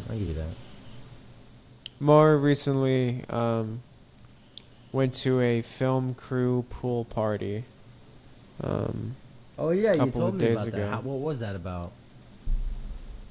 Dude, the one of the assistant directors working on a project invited people to his house that were going to be working on the film, so they could at least introduce to each other, know a face, what they do, so you're not entirely clueless when you walk out on set and you're trying to find this person and that person for this and that. Yeah. But that dude just organized that shit on his own. Like, he just did not have to do that. But yeah, I He's an went ambitious to person. one of the highest, one of the most expensive. That's what I'm trying to say. One of the most expensive zip codes in Texas to park on a street and go into some backyard and hang out on a pool. He had In a your swimsuit projection. and shit? Oh, dude, believe it or not, I always have a swimsuit in the back of my car. I have a bag with a beach towel, my Tiva sandals, swim trunks, and Just ready to a go. muscle shirt. Just ready to Yeah, go. at all points of time, however spontaneous I want to be, that bag's always in there. I gotta live a little bit like you, man. I gotta have like 6 duffel bags ready to go for like any kind of situation I can be in. Having a change of shoes is important. I've sold a pair of shoes off my feet before. I have like 2 hammocks back there also. Hold on. You said you fucking sold a pair of shoes off your feet? I've done that before, yeah. Please go into more explanation on this. Talk. I was younger. I had a pair of Vans that were Odd Futures. They had 3 colorways, I believe, if I remember correctly. And I had, at the time, one that was this green suede, and the gum of the shoe was this bright pink. And they were like immaculate condition. I had the box for them and all that. But yeah, there was a dude that saw me walking in them, looked at my feet, what size are those? And I believe I got. Did you think he was gonna fucking rob you? Did you think he was gonna try to No. like run up? He didn't seem like that No. kind of guy. He wouldn't. If I would have been robbed, bro, like he would have already done it without saying shit to me. First off. But yeah, I got 210, I believe, if I remember correctly. It was 210 that he gave me in cash for those shoes right off my feet. God damn, bro. I ended up having another pair. I still have another pair of red suede and this dark brown gum on it. But they're like beaten up as fuck because I've had them for a long time. You know, I had a pair of leather Converse that were Chuck Taylors that had suede on them, and I swear I am so mad that I never had a chance to hold on to them and restore them, because I just threw them away because the tongue came undone, and I always thought that when that happens they were just fucking done for. So I got rid of I just threw them away, and I was so mad because I realized they were limited edition shoes. I can't find them anywhere. R.I.P. those shoes. R.I.P. those shoes, bro. I was fucking mad. Surprisingly, I fucked them up at an army base. Not surprised that you did that at an army base. I helped push my fucking friend's truck out of the mud after he got it stuck because he was confident that we could get out of it. Shout out to that crazy motherfucker. I remember one time having a friend get stuck in the mud, and it was like a hill. It was a hill that we had to go over, then we got stuck in mud. So when we had a truck pull us, like, we got pulled and started going at a decline, and this motherfucker almost didn't hit the brakes, and we almost hit the car that pulled us out of the mud. Holy shit. I've wrecked a few cars, bro. I've wrecked like 3 cars in my fucking life. Probably more than that, honestly. Straight up because of drugs, too. All of my cars have died on me. I have never wrecked them. Died on you? Like something Died. fucked up mechanical wise to where it wasn't like worth fixing and shit? My first car was a hand-me-down, and the transmission fucked on the first one, and so we replaced the trans, and I got to a point there was no communication between the transmission and the engine, and so it was shifting itself into random gears while I was driving. Holy fuck. I forgot ultimately like what was like the big killer with that one. And so I ended up buying a Volkswagen CC. It was a turbo, had leather seats, had 3 clocks on the dash, man. That thing fucked, huh? That thing fucked. It fucked, dude. It fucked. It moved fast. It looked nice. I took it out to Colorado. Where did you grow that whole word, that saying, that thing fucked? It's part fun, like it's part comedy, like I'll be at a buffet and I'll see like a big ass dude in a really oversized t-shirt and be like, man, he fucks, man.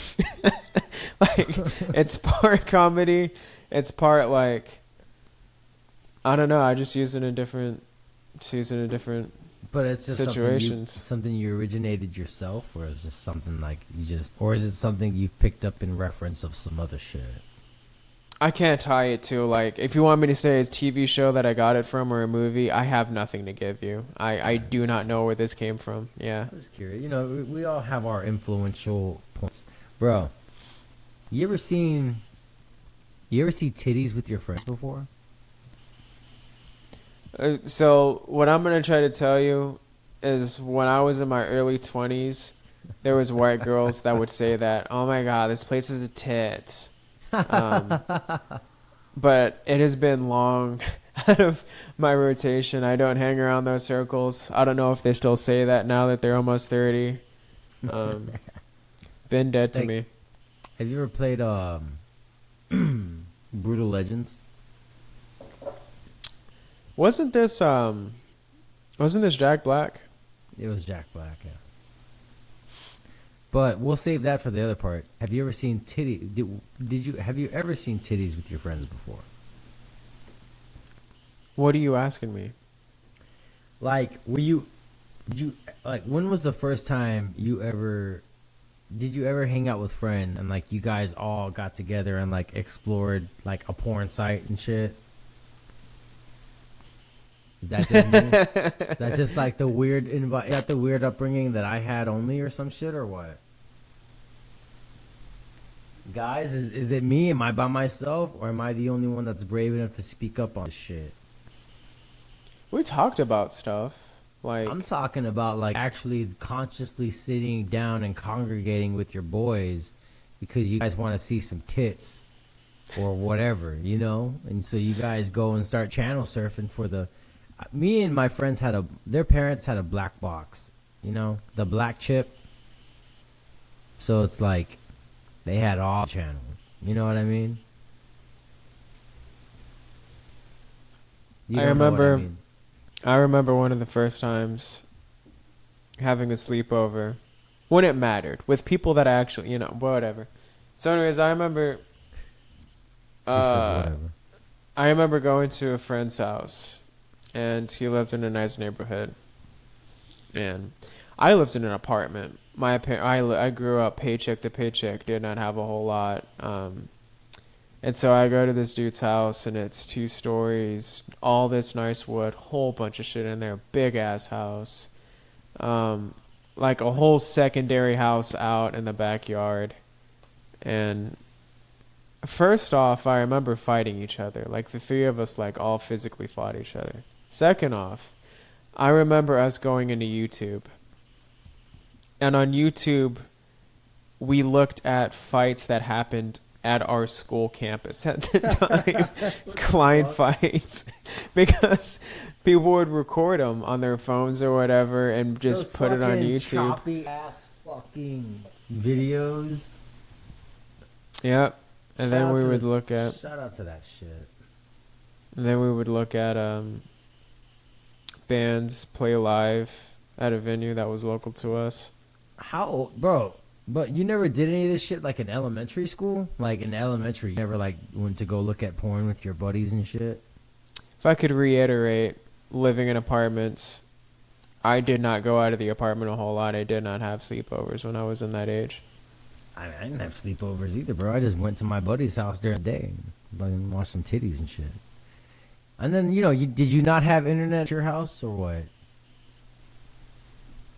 Super No. limited.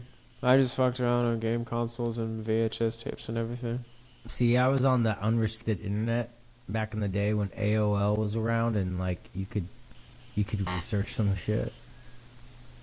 You know, that was the fucking dark days, bro. That was like, that's when like you were watching like the fucking people getting killed on the videos and shit, cause like people were just streaming them and shit. It was a dark time. Shout out the But- dark time. Shout out the dark times. Shout out to Disturbed, bro. You listen to Disturbed?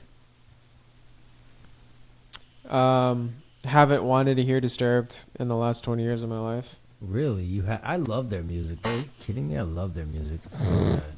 Such a good fucking band. Are you not? Just You're not a damaged little boy like me, all right, bro? So you don't. Disturbed and Korn, huh? Disturbed, Korn, Linkin Park. I mean, are you not getting the whole thing? What was his name again? Chester Copperpot? Chester Bennington, you dickhead. You're gonna get so much hate for that. I promise you that. Dude, it's a Goonies reference. Kill me for it, man. I've never seen the Goonies. See, and I'm the troubled kid. All right, man. That's why I'm the troubled kid. I'm the troubled kid. What the fuck? How you trying to take my thunder, bro? You can't be the all around got the good parents and the troubled kid. That doesn't work, bro. can't be Clarence. Clarence had his parents had a good marriage. Sorry, I was watching Eminem the other day. Yeah, I'm the oddity, man. My parents are still together. I don't know what to tell you. Why is that an oddity? Dude, I don't know. Look, it's 50-50, bro. Your parents got together and they love each other and they make that shit work. Or it was the whole, it's cheaper to keep her shit and they just kept going on and they don't know how to just get out of it. Not saying I know your parents, I'm just saying in my personal experiences, it seems to be those two. No, the example they set for me was just like such a straight path. You know what I mean? Like, So then why aren't you watching with somebody? because my life wasn't a fucking straight path, man. I failed a lot, dude. I fucked up quite a few times, dude. It has not been a straight path. How old were your parents when they got together? They had me when 19 No, and 20. So they had you when they first got with each other? No, like they were friends throughout high school, and I Exactly, think bro. like at the end of high school. So you just had a bad string of luck with girls. Is that No, it? it just path just took me somewhere else. I don't know what to tell you. bro. I'm telling me. I think personally, I just think it was out of your hands. I just think that the people you wanted to do what you wanted to do with didn't know who the fuck they were. Because unfortunately, bro, you're a very rare case. You're not like the average guy your age, bro. Most guys your age are not emotionally stable. And most women don't know how to handle emotionally stable guys. You know what I mean? So like, True. I think because of things that weren't really in your control, it's just like you were trying to build something with people that didn't even know who the fuck they were yet. You know what I mean? So like that's why it's like I can see it. And honestly, I don't think a lot of people our age or younger. Actually, I think your better bet is being with somebody younger, bro. I'm not even gonna lie. It seems like the younger people get, the transcendent age and shit get. You shake your head no. But I'm just saying, out of personal experience and learning, it seems like the younger people get in generations, the more emotional awareness and self-awareness they have, for the most part. Like, when I was trying to date people within my own age, it was so fucking exhausting trying to get them to understand, like, you gotta hold some fucking accountability for yourself, you know? And it's not something that a lot of people our age want to do. No, because habits are being formed. You know what I mean? If you know, it's like I've talked about this, especially people in their 40s. People in their 40s cannot change out of what they have done for the last 10 years. The friends they have, the fucking grocery stores they shop at, the places they get their gas at, that shit is fucking testament, son. Unbreakable. No, dude, you know what? You're very right. Like, I think that the anybody who's 40 and up still indoctrinated completely into the system that they are part of. You smoke fucking pot in front of a 40-year-old, it's either like they're gonna be hip with it or they're just gonna be like, you ain't got your shit together kind of stuff still, you know? Like, you and me could be making six figures and people couldn't know that, and then the moment we're sparking up a doobie, they're automatically assuming that we're fucking bums or that we're losers. You know what I mean? There's a fine line. You could also be super successful and still be fucking ripper. You know what I mean? But yeah, definitely, yeah. You could be broke as fuck, still at your mom's house ripping. But you know, who you surround yourself with. Yeah. It's about the perspective of what you're gonna do with your intake. It's all about moderation. You can't say that you're lazy because you partake of certain something. You know, you have to be able to say, I am lazy because I'm choosing to not do something. You know, like, it's hard because people would rather much give an excuse because we hear our parents. Not everyone's parents, but most people's parents say it all the time. oh, I can't help it. This, that. They're already showing their kids that they can give themselves excuses for being the way they are. You know? Interesting. Huh. Subliminally, they're allowing their kids to think it's okay to make up excuses to be why they are the way they are. I never had to think about it that way. Very articulate. Yeah, I have my moments. He does. He's a shiner. You know, every shit cloud has to have its ray. You know what I mean? Shout out to Mr. Haley. Is that his name? For fucking Trailer Park Boys. Didn't watch it. You never seen Trailer Park Boys? Damn. That's I, okay. uh, Just get- well, I was in a relationship with somebody that was super into it. Dad watched it a lot. Just you never watched it. my best friend was into that shit at one point too. Now that I'm thinking about it. So then why did you not just get into it? I'm not saying you need to. I'm just asking what is this sense of not wanting to absorb what's around you? It seems like you very much have like this wanting to go against the current, whatever the current may be around you kind of thing. So let's go back to Pokemon Go. This is a great way to connect to the arc here, right? Do you know why I don't play Pokemon Go anymore, sir? It's Why? because I decided that this shit was taking too much time out of my life. Taking a shit, playing Pokemon Go, sitting in my car playing Pokemon, trying to go to sleep playing Pokemon Go. I decided that isn't what I wanted to do with myself anymore. You know what I do when I go to the bathroom now, bro? You know what I cautiously try to decide for myself when I go to the bathroom? I'm going to bring a fucking book, bro. I'm going to try to bust out a book. at least a few paragraphs, maybe, when I'm sitting there. You know, rather than scrolling on my phone on this shit. And how's that work for you? Bro, I have read at least 20 books this year. I don't care No what you shit. telling me. Yeah, dude. Name 3. All right, so the last one I read, Tokyo Just name Uno 3, Station. motherfucker. Come on, yeah, all right. All right, 1. Tokyo Uno Station, Ceremony I read this year, and Exactly. I'm reading. I can't because I'm stuck on the fucking one. Okay, Sputnik Sweetheart. It was Hurikami Murakami. Hakuri Murakami. I kept thinking about the one I'm This reading. is a manga? No, Sounds like a fucking manga. he's a Japanese author. Okay. Sputnik Sweetheart was pretty good. I read Sputnik Sweetheart. yeah, and I read Vintage Murakami from him. It was really good. I read Kafka on the Shore. That was a really good book as well. So, back to Pokemon Go. Have you ever heard of moderation?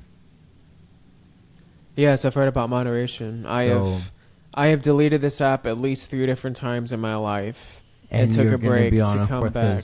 because I just got your ass to do it again. I have you hooked. I'm like that. You're I'm like that. assuming that I am hooked. Oh, you're hooked, bro. Yeah. Anyways, this bleeds into other things in my life. I got off of Facebook. I got off of Why? Facebook for this shit. I served no purpose. No, dude. Because it was what I was doing with my time, bro. Like, it served no purpose. I posted nothing. I communicated and reached out to fucking no one. Like, it was just there for me to look. And I was like, fucking, you know what? I don't want to do this anymore. I have an Instagram for my art stuff. I used to have an Instagram. Drop That that was shit direct- right now. Drop that shit. Drop that Instagram. My Instagram is Kachi. How the fuck do you spell that? KHOCTCCHI. There you go, motherfuckers. You got it. Check his All shit right, out. look, I'll show you. Hold on. Don't show me. Now I gotta keep the fucking audio up because if I stop talking, it's gonna fuck up and we're gonna have to re-record that shit. He's about to show you. This is No, where it what's started. This right here. Kachi? What is that right there? Is that a book? It's an Alfred Hitchcock. It's VHS tapes.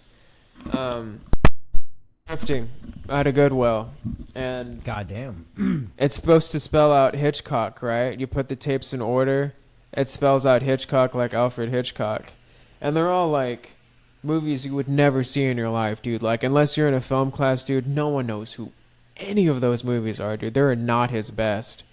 But when I was passing by and I saw that word, I was like, That sounds like some old designer, you know, like some fucking Hermes shit. And so I took Kachi and I ran with it. Um, but I used to have an Instagram dedicated to my record collection. I used to I used to take like little video excerpts of like my favorite song or a part of it or whatever, and I would talk about where I got it. And but I got to a point with that where I was just scrolling. I just couldn't do it anymore. Nah, man. I think you should start getting back into some of that shit. I know because I don't know. What made you feel like you needed to just it was just not I needed working to do anymore? something else with my time. My Why time was is valuable. Okay, well, let me ask you this. If it would have been something that people took off with and it actually got exposure and people were like, yeah, would it have been a different route? I had quite a following on Really? my record account. I interacted with people. I traded off records with people. I wasn't posting anymore. It wasn't serving a purpose in my life anymore. It just got to a point where I was just going in there and wasting my life scrolling. Not what I wanted to do anymore. Okay. So when are we gonna play some Switch together, bro? Some Stardew Valley and shit. Dude said he wanted to fuck off on Pokemon, man. You want to come through? Yeah, bro. Scarlet. Oh, bro, I just found my case that has all my games on it, dude. I got Pokemon Diamond and Pearl. So like, if you want to play Pearl or Diamond, I got that. So you know what I mean? Like, it's all about playing games together and shit. I've got Mario. So you definitely need to download Mario Party because that's a game I feel like both of us could play. Heavy as fuck. Heavy as fuck. Even if it's just an IRL stream. Like you should definitely get a Twitch too. That's for sure. Um, I have a Twitch account. You do. You do. I think I do. Yeah. Yeah, there's a. So are you gonna be part of my Hello Kitty Adventure Island gang or what, bro? Gotta find the The app. finances. It's just it's a free game, bro. It's free. It's free, huh? I think it's free. It's Hello Kitty Island Adventure. It's an app, huh? Yes, sir. Prophesized by South Park. Um, in the World of Warcraft episode. It's a classic. Yeah. So, whenever Cartman's asking Butters, like, what is he playing if he's not playing World of Warcraft, and Butter responds with, "I'm playing Hello Kitty Island Adventure." But there was no game called Hello Kitty Island Adventure. And Until now. And now the prophecy has been fulfilled, and Hello Kitty But like- Island Adventure has been spoken into existence. Like 10 years later. 10 years fucking later, bro. And I wonder if it actually had anything to do with it, or if it's just. I guarantee you it probably did. I'm not gonna lie. Matt Stone and Trey Parker are like my idols. I shit you not, I strive to be like them. I don't know how good they are as far as like people go, and like as far as what they like. You know, I've never really heard anything like as far as scandals and shit go from them. So I can only assume that they are some pretty straight shooting motherfuckers. But they personally rag on like. I guess Seth MacFarlane really doesn't write Family Guy anymore. He's more just a voice actor. Interesting. But like I'm pretty sure at one point he was a part of the board of director writers and shit like that, right? So Matt Parker and Trey Stone, or was it Matt Stone and Trey Parker? They basically are like, we don't fucking like the way they run this shit because at the end of the day, they could be sending a better message, you know, for the crowd, and instead it's just fucking smut. It's nothing that's relatable. You mean, you know, when you watch South Park, there's always arguments, key points, and stuff like that. They actually have somewhat of a subliminal message behind the shit, which is what I've always liked about it. You know, looking at it as an adult now, seeing a lot of those episodes, like, oh, you know, there's a lot more different perspectives to look at it than just the one that I saw as a kid. Oh shit! That was a nice echo. I echo. It sounded like you like hit an empty silo of rice. Really? That's what it sounded like. That's pretty cool, actually. South Park has South Park, Corn, and 3 Days Grace too. This is what shaped your personality. And a verbally abusive mother. I watched a lot of Boondocks, dude. Like low key Boondocks shaped me. You know what also really shaped me, dude, was Fantasia, dude. Like watching Fantasia as a kid, dude. That shit low key shaped me as a person. Never saw Fantasia. I think Oh. the only thing I remember about Fantasia was like T-Rex dinosaur scene. That was it. That was it. That was part of that movie, huh? I think. I think so. I don't fucking know. There's not a lot of stuff that would be you know, a lot of things that you would think I'd listened or watched, I did not. I was very much under a rock. Lived across a fucking cornfield for the first 13 years of my life. Damn near. Fucked with South Park hard, huh? I had a black box. You had the Only- card, huh? Yeah, it was the only thing that it was the only threshold to society. Unrestricted cable and unrestricted internet and all of that trauma. It was just a fucking, it was just a shit show. And like, no, honestly, bro, like it was crazy. Like Newgrounds.com, Blacksheep.com, fucking Homestar Runner. Like, Shut out Newgrounds, dude. Man. honestly, dude, low key, HomestarRunner.com. I lived on that site. I got enveloped into that shit. I legit would love to see about getting the creator of that website on for an interview, because like it just hits me so different. So fucking different. You know, I've thought about going live right now on the fucking stream, but How long are we running this? about almost 2 hours in. Yeah, I know, but how long are you gonna run it? Oh, fuck it. We're actually probably going to end it pretty soon because I got to get my shit ready. I got some Stardew Valley to play. You know, I just got my backpack uploaded. Have you played Stardew Valley, bro? I remember back in the day. I never had that game, but I played it before. Really? Yeah. I mean, if you're willing to hop on some Nintendo shit, let me know. I'll just IRL stream through Twitch and just fucking have my screen showing and shit. I IRL have to write an essay for a college course there. You gotta.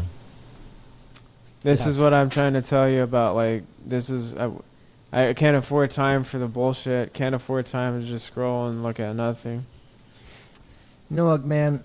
All these years later on, if this thing ever becomes anything,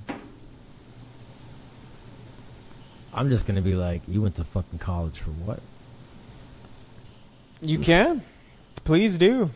Please do remind me that this is what I was doing simultaneously. I'm not joking, man. I think I just need to go back to college again because I get paid to go for it because of the fucking VA, but I really don't want to have to pay because fuck that. Only gonna play for video game. What a cuck. Man, I'm not about to do all that shit. Fuck that. Oh, Newgrounds, dude. Newgrounds is synonymous in my minds with Serious Sam. And Serious Sam. not only that, Newgrounds was also like an outlet of music for me also, believe it or not. That's what I was doing on there. Newgrounds was an outlet for me. I remember that fucking squirrel game where you had to kill the squirrel zombies and they had the Queen of the Damned soundtrack music on it. Dude, there was a lot. Dude, shout out Funbrain also. Yeah. Shout out all those fucking dating simulator games where like they had burlesque shit.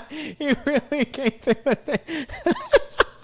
Somebody had to say, bro, you weren't saying it, so I was just like, let me just fucking drop it. I didn't play those things, man. That You man really didn't play came them? through. He came through to explain what these were to then say that this is what he expected when he started dating. Low key, I think a lot of guys like don't understand that game fucked a lot of dudes, bro. They thought that's all. Why do you think they just fling money at chicks nowadays, bro? Because that's all it was. Like, you got to give them gifts. So they Dude, the fucking, dating sims. I pressed the right buttons on the dating sims. I know how to get women, huh? All right, man. Jesus I saw my older cousin playing it, and like I remembered what the website was, so that when I went back to my house, I would fucking play it. And that was my Newgrounds experience, man. That and stickdeath.com. I remember that. That was hard, dude.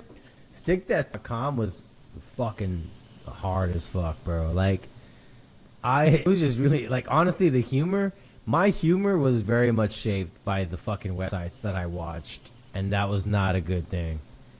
You know what I mean? Like, stickdeath.com, dude, the anti-car theft shit, dude, those were fucking hilarious. Dude, there's just so, like, that game, the games you played, the music videos, it was just wild. What game do you remember being influential on desktop? Like, early in your childhood when you started playing games on desktop, what was really that influential thing that you played? American McGee's Alice. That's what really opened your eyes, huh? That game, well, American McGee in general, just that guy, the guy who made those games, like, because American McGee had one called Undying, and then he had one called Alice, Mad Alice, and that shit was insane. Like, American McGee's Undying was about like a mansion, and you had to figure out what the fuck was going on. I didn't exactly know storyline to that. Now, American McGee's Alice, that game was about, Alice in Wonderland. But the essential story was she's sleeping in her bed. There's a fire that breaks out in her house. It kills her family. She ends up being admitted into the psych ward. Years down the road, the rabbit that she's holding on to, like, comes alive and is like, wake up, we got some shit to take care of. So she goes back down into the rabbit hole, and everything is like a hell version. And the game's objective is to kill the queen. That was my very first impact on a desktop game. Mine was Battlefield 2, playing online. I was like in middle school. I was in like 3rd grade when this game came out. I My fucked. sister, I was fucked. I had a very opening, like, you know what I mean? Like, shit. Exposure. I had exposure to a lot of shit at an early childhood. At an early age. So, that's probably why a lot of people were probably experiencing shit in middle school. And I was experiencing it in fucking, like, elementary. Also, I think your headphones fucking died. They did. Yeah, they did. Battlefield 2, I used to play online. Then I got a little bit older and Modern Warfare came out. And I played that on desktop. I got really good at it. But you know what the penultimate one really was for me playing online? With Steam, too. Have to bring up Steam because you know you love Steam. Penultimate one was Counter-Strike Source, dude. That Ace game? Source, dude. Counter-Strike Source. Never played it. Never fucking played it. I was good. I was in tournaments. I used to be in tournaments for Modern Warfare as well on desktop. Yeah? Yeah. Rush B? You Rush That B? bad, huh? Rush B? Yeah. Yeah. You seem like a Rush B kind of guy. Feel kind of, tacked. Feel kind of stereotyped, low-key. Stereotype. Stereotyped. Typecast. Typecast. Oh, man. Here we are now.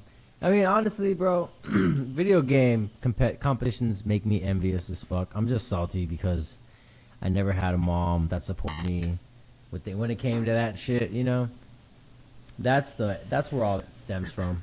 I'm just Did I ever tell you me being in Soul Calibur tournaments? You did, actually. Did I tell did. podcast? Yeah, with the shitty quality when we were talking about the Julie titties and Dead or Alive. Is it Dead or Alive? Left for Dead? Dead or Alive? Left Dead. Dead or Alive. Fuck. I dead ass said Left for Dead. But yeah, Dead or Alive. You know what, bro? What was as a this is obviously only gonna pertain to the fucking. Actually, no. Fuck it. Look, bro. Now your shit's getting crazy. When have you ever been walked in on cranking your shit, bro? If I did, it's a repressed memory, but not that I remember now. Bro, I was like Morty. I always got walked in on. I never had any fucking privacy. Bullshit. I got walked in on. I was touching a girl before. That much I remember. I've never been actually. Have you ever got caught by your parents, bro? Dude, I lived in a 2-bed apartment with my parents my entire teenage years. I still fucked in that situation, bro. You can't give that as an excuse. Yeah, so but And I I'm shared it, saying- and I shared a room with my little brother, bro. Like I had a whole room I had to share. So don't give me that shit. I'm just being honest with you, bro. I mean, you can't tell me. I was like, I had to get it in while that motherfucker was there. I had to be like recon. You know what I mean? Some get in and get out. You know what I mean? Kind of shit. yeah, There's one time- little to no privacy. Yeah, tell me about your time. There's one time I actually had shoved somebody into the closet. I did that My- before. For real, for real? Yeah. I thought that was just me. That's crazy. But it was my little brother came home a little earlier than I thought from school. And like, you know, me and him we were still real close at the time. We're still close now. You know, he's just in jail, so I can't see him and shit. But, you know, right now, back in the day, he came to come hang out with me. I had to shove her into the closet and I was like, shut the fuck up, you know, like, don't say nothing. And I don't remember if he opened my closet door or not and fucking saw, or like if he just knew because I was like really sweaty and shit. Like I was like, no, I don't remember. How Super that nervous. Yeah. yeah. Why are you so sweaty? I was watching Cops. Shout out to Step Brothers. I gotta watch that shit again. But yeah, this is my story. I mean, I was like I said, I was a hypersexually active kid. When did you lose your V card, bro? He's 13 years old. You were 13? Oh shit. Okay. Okay. You said that nonchalant. You said that like a badass. I was 13 years old. I was No 16. shame and no pride, honestly. I tried my hardest to get laid by 13 and it didn't happen. I was like and fucking like 16 came around and I never thought if she's listening to this, oh well, I lied to you. But like in order for me to you know, for sure end up having sex with this chick. I don't even want to say it like this because it's like demeaning to women. I got fucking daughters.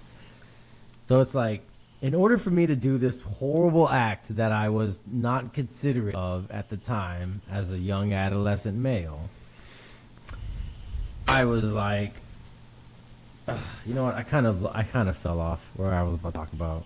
Oh, He was because real worked up. because essentially she was like, nah, if he's a virgin, I don't want to have sex with this guy because I don't want him to be clingy. And I was like, knowing who I am now versus who I was trying to be for society, you know, it makes a lot more sense why it was so easy for me to do this shit, which is like I'm not a virgin. Like, why do you think I'm a virgin? You know, like that was the shit I had to say in order to have sex for my first time because this person thought I was going to be too clingy. Plot twist, as we had to break shit off, they were the ones that ended up being too clingy. That was the ironic shit about that. Shout Like, out, I'm young walking, Robin cheesing on his fucking resume. bro, walking away and literally breaking down in tears. Crazy. I'm not like, and because I live like down the road from our high school, so it was like I couldn't take the bus, so I had to walk my ass home. So like I had to listen to her cry as I'm walking away and shit. She's acting like I'm going to fucking war and shit. Oh man, I feel bad, but it's the truth. It's like I really was not considerate of girls back in the day. I feel so bad now. I was not a good guy. I probably fucked up a lot of guys' chances with a lot of great women, honestly, because I fucking did some bad shit to them. I'm laughing like as if I'm proud. I'm not proud. I'm sorry. Like fuck. Oh, I'm not proud. It's ironic that I have nothing but daughters now. Like this is the message I'm trying to send. I honestly, I don't even want to think about the dating scene yet. You know, Dude, try not yeah, to. when your daughters get to teenage years, dude, who knows what the hell they're gonna be doing. I don't want to fucking know. I just want to be okay with them being safe. Like I just want to be able to know where they're at. Like I don't give a fuck what you're doing as long as you're taking responsibility and making sure you're safe. But if for any reason you get into a spot where you're not safe, and hopefully I built a relationship healthy enough with my daughters to where they can call me and say, "Dad, I need you to come fucking get me," then I already know where the fuck they're at. Because knowing me, I probably won't be but less than 5 minutes away from the vicinity already. I'm not going to be that stupid. I'm not going to allow my daughters to be out and me be at home and be like, well, if I'm 40 minutes away, no. Wherever the fuck they're at, if I can afford to do it at my point in time, I'm going to be within 5 minutes away from their proximity, because that's when they need me to be there most, not 40 fucking minutes away driving to hope that they're going to still be where they called me from. How do you plan to do that for your daughters? Shit, bro. It's called having a fucking business called Scatterbrain and being able to employ motherfuckers. That's what. I don't give a fuck if that's what it takes, Yeah. bro. I don't give a fuck. Hey, He's your gonna have job. he's gonna have his own ops. fucking undercover service in that bitch, dude. Crazy. Yeah. I will legit hire people to keep them safe until they are old enough. Honestly, I'd like to get them in jiu-jitsu and martial arts so that they could take care of themselves when it comes to shit like that, instead of having to pay a motherfucker to watch them. But, that's neither here nor there. Know what I mean? That's down the road. Right now, I just really want them to understand that until they turn 25, their brains are just going to constantly be fucking switching up on them. So there's no sense in trying to get themselves soiled into the ground when they're still growing the roots, I understand. That's all. If they can understand that and call me whenever shit gets rough, I think I've done my job as a dad. And continue to be here for them even after the age of 25.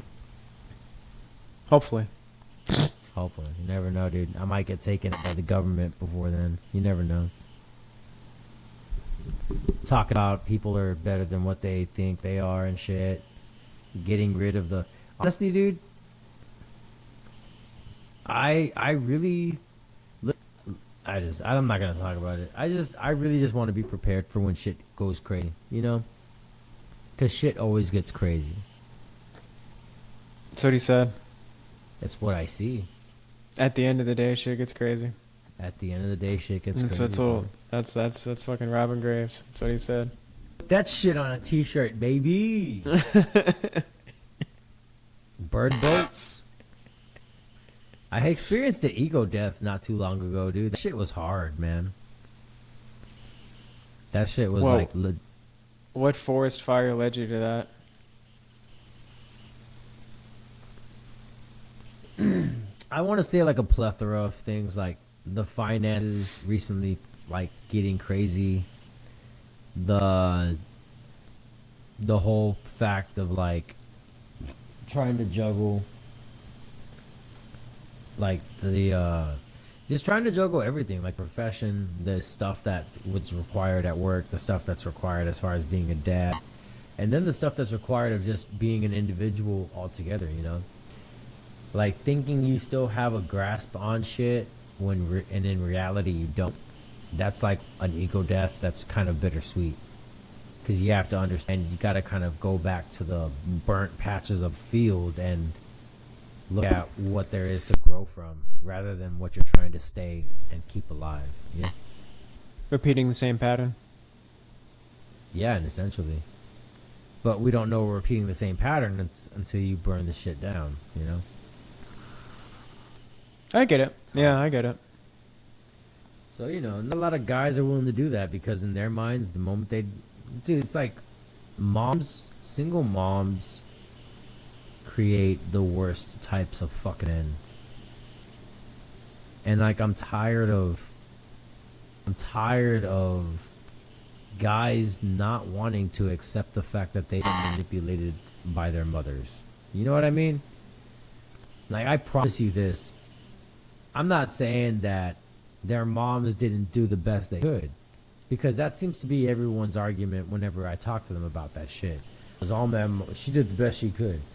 I'm not saying that. I'm saying if you step back and look at this shit for what it is, even though she did the best she could, she still probably manipulated you emotionally. Because at the end of the day, you might have been the thing that she felt abandoned by.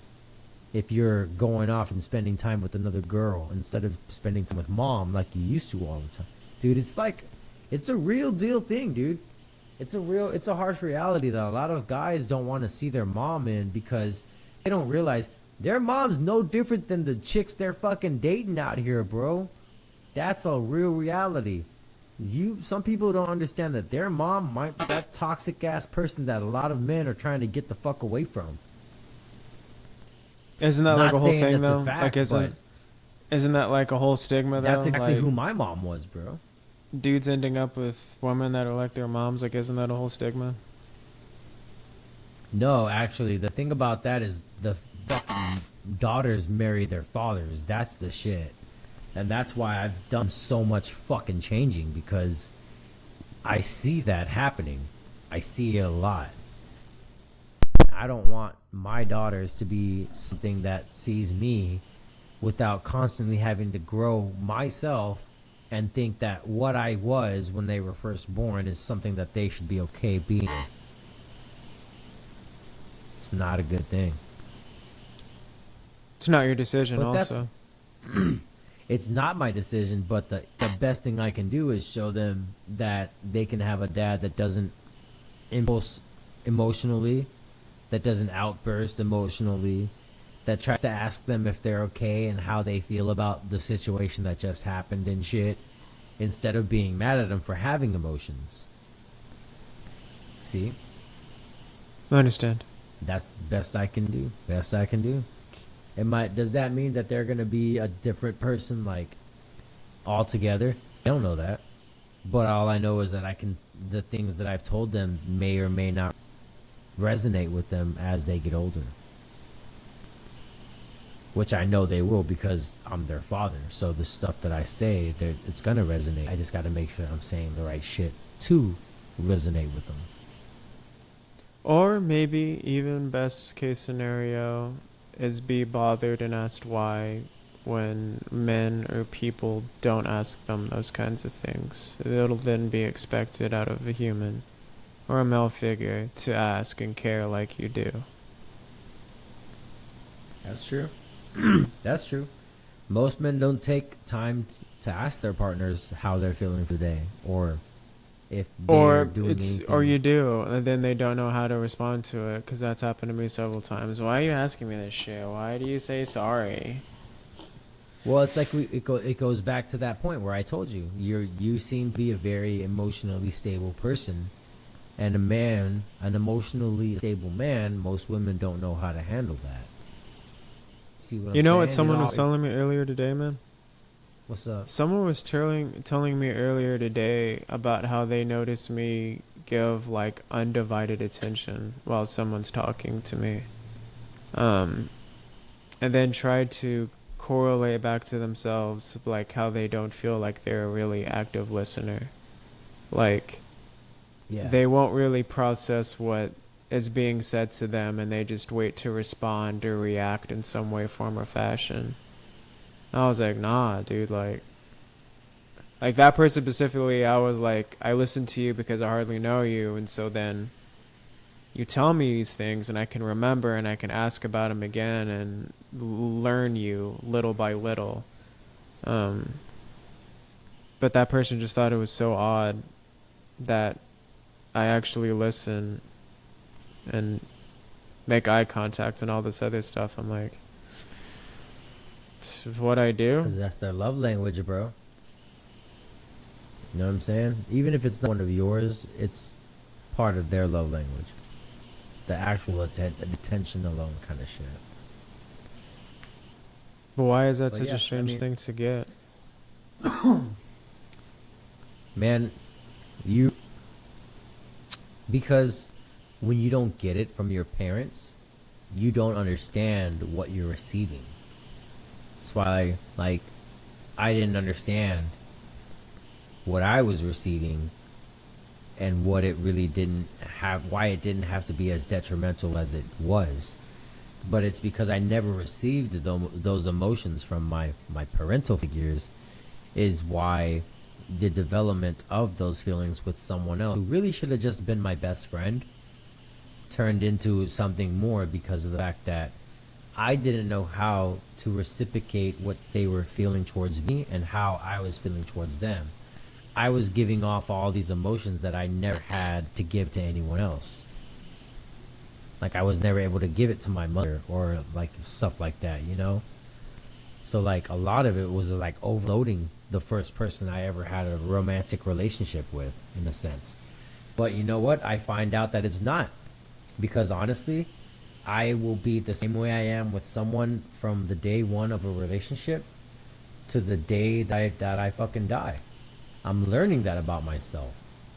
And that's something that's really rare, that I learned that it's not a lot of guys are like that, where they keep I stay in the honeymoon phase, bro. I stay in the honeymoon phase. And a lot of people be thinking that's like impossible. It's not. If someone's that if someone's that interesting to you, if someone's that fascinating to you, I'm a firm believer, dude. I don't know if we hit on this the last time we talked, but when it comes to men, we are very much limited to the partner that we're with. If that makes a lot of sense. We could be on our fucking empty, we could be on an empty gas tank. And if the right person's if the right person's next to us, we're going to feel like we're back at full, like as if nothing's been, like as if we weren't on empty. Like you can take on the fucking world. You know what I mean? And I'm not saying every day is perfect. I'm not saying that not everybody, not because, you know, people have their negative moments. I've had mine, dude. You know, I fucking opened up to you about it this weekend, about what was going on with my shit. But it's like knowing that when that person's down, it's time to step up to the plate and learn how to be there for them. That they know how, and they know how to reciprocate. Hey, when I'm like this, and I notice that you're not exactly knowing what to do, and so instruct them. You know, it's probably best if you just do this and this for me, or whatever. And the same things reciprocated. That's when you learn how to be better. Like you learn to pick up the slack, and then when it's your turn, when you're feeling down, you can do the same shit.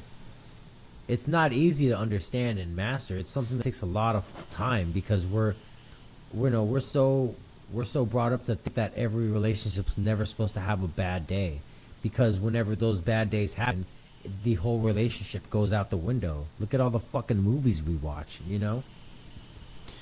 All right, so It's let's just like, in here. The glue that holds this together is having someone that's willing to communicate, right? It's you the can glue that be as holds is willing, you communication. can be as willing as you want in your whole life to be as open, honest, communicate everything you're experiencing, that does not mean that you can get someone to give you the same shit in return. That's the whole No, thing. you have to reciprocate that. You have to reciprocate what you are expecting out of what you are doing and engaging in someone with. No. Isn't that exactly what I did with? Yeah, bro. Yes. You, At the you're, end of the you, day, you, look, you just I'm not said gonna you're fucking. expecting.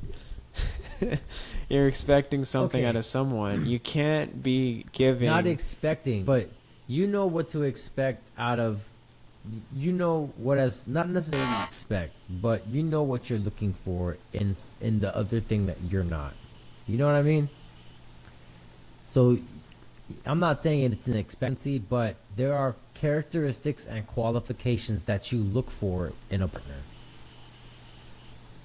Is that a better way of putting it? So not necessarily expectations, but they're qualifications and traits that you look for. We Qualifications and traits. specifically individually look for. Yes, so it's not so what I'm saying is if you're going to be with someone that you see yourself compatible with, you expect certain compatibility. That's what I'm saying. And that's what the traits and characteristics are. That compatibility. But you have to expect that they have these traits for you to want to be compatible. Like, oh, you know what I mean? Like, wanting to be compatible with somebody and actually being compatible with somebody are two very big different fucking things. And I've seen two people who want to be compatible with each other that should not be with each other try to make something work. And it's a fucking shit show and it's exhausting. And for whatever reasons, I don't understand why it's there. And I honestly think it's because people have never learned to just fucking communicate about the things that they want. Not expect, but what they want. Does that fucking make it better? Does that And make so it then you easy talk to about the understand? honeymoon phase, right? so let's talk about the honeymoon phase. So when And I the talk about honeymoon the phase- honeymoon phase, yeah, the Let- honeymoon phase is absolutely, you know what I mean. I mean, I don't know. Yes, I don't know what kind of love specifically- language. Hey, dude, like Specifically, you just want to honeymoon be phase, around. dude.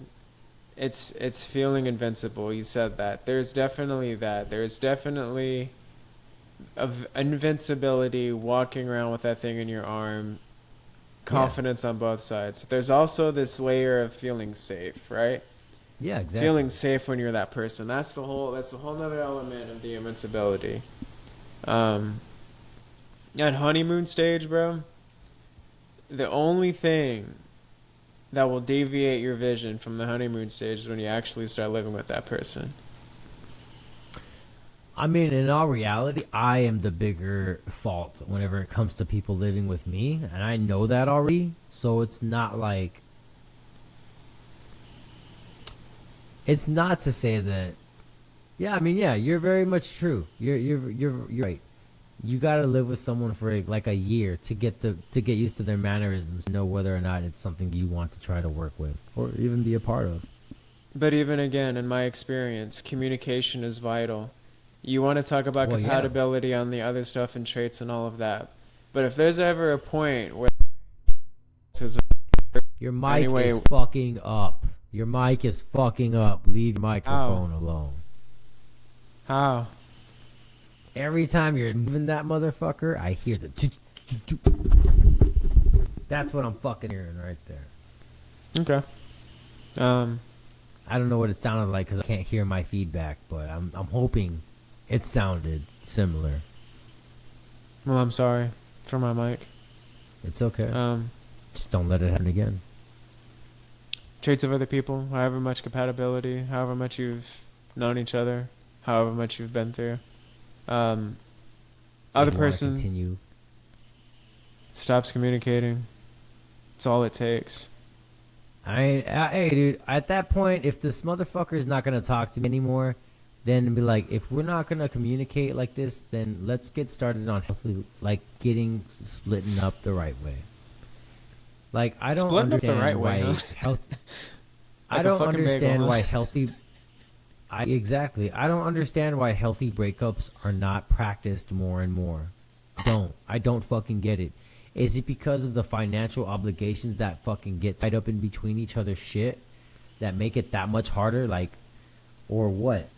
Because if that's the case, I really think that we need to just get together and start questioning why the fuck we are living in the society that we're living in, and why are these corporations running us to the fucking ground by working us to death. Death Because by other than corporation that- and death by relationship. Okay, man. I mean, if you think about it, it's all the same shit, man. You're getting involved with people before your brain fucking develops. Like I said, there's that whole let's live with each other for a year. There goes your fucking mic, dude. Your mic is just Doing complete anything. fucking if this shows up in the podcast, I'm gonna kill you. I didn't do anything. Figuratively, it's not a fucking confession. I don't know what you're doing, Kashi, but I didn't do anything. I just hold my mic, man. I'm holding my mic too, bro. But you don't see me fucking. Nah, we're gonna get you one of these right here. This is actually pretty good. Is it sounding all right on your end? Sounds great, man. All right, bro. I think we're gonna put into this right now. It's fucking. We're already 2:20 in. I'm gonna definitely listen to this first before I fucking post it. And hopefully it sounds good, because the last time it just sounded like shit mixed together, and I don't know if it'll ever come out good enough to be putting out. But I was slurring my words in that shit, so I will try to see what I can salvage. You know what I mean? I do my best. Do a highlight reel. That actually sounds very interesting. All right, man. Again, this is their host, Robin Graves. Kachi. Well, this is Scatterbrain. We'll see you guys next time, guys. Y'all have a good one. Peace.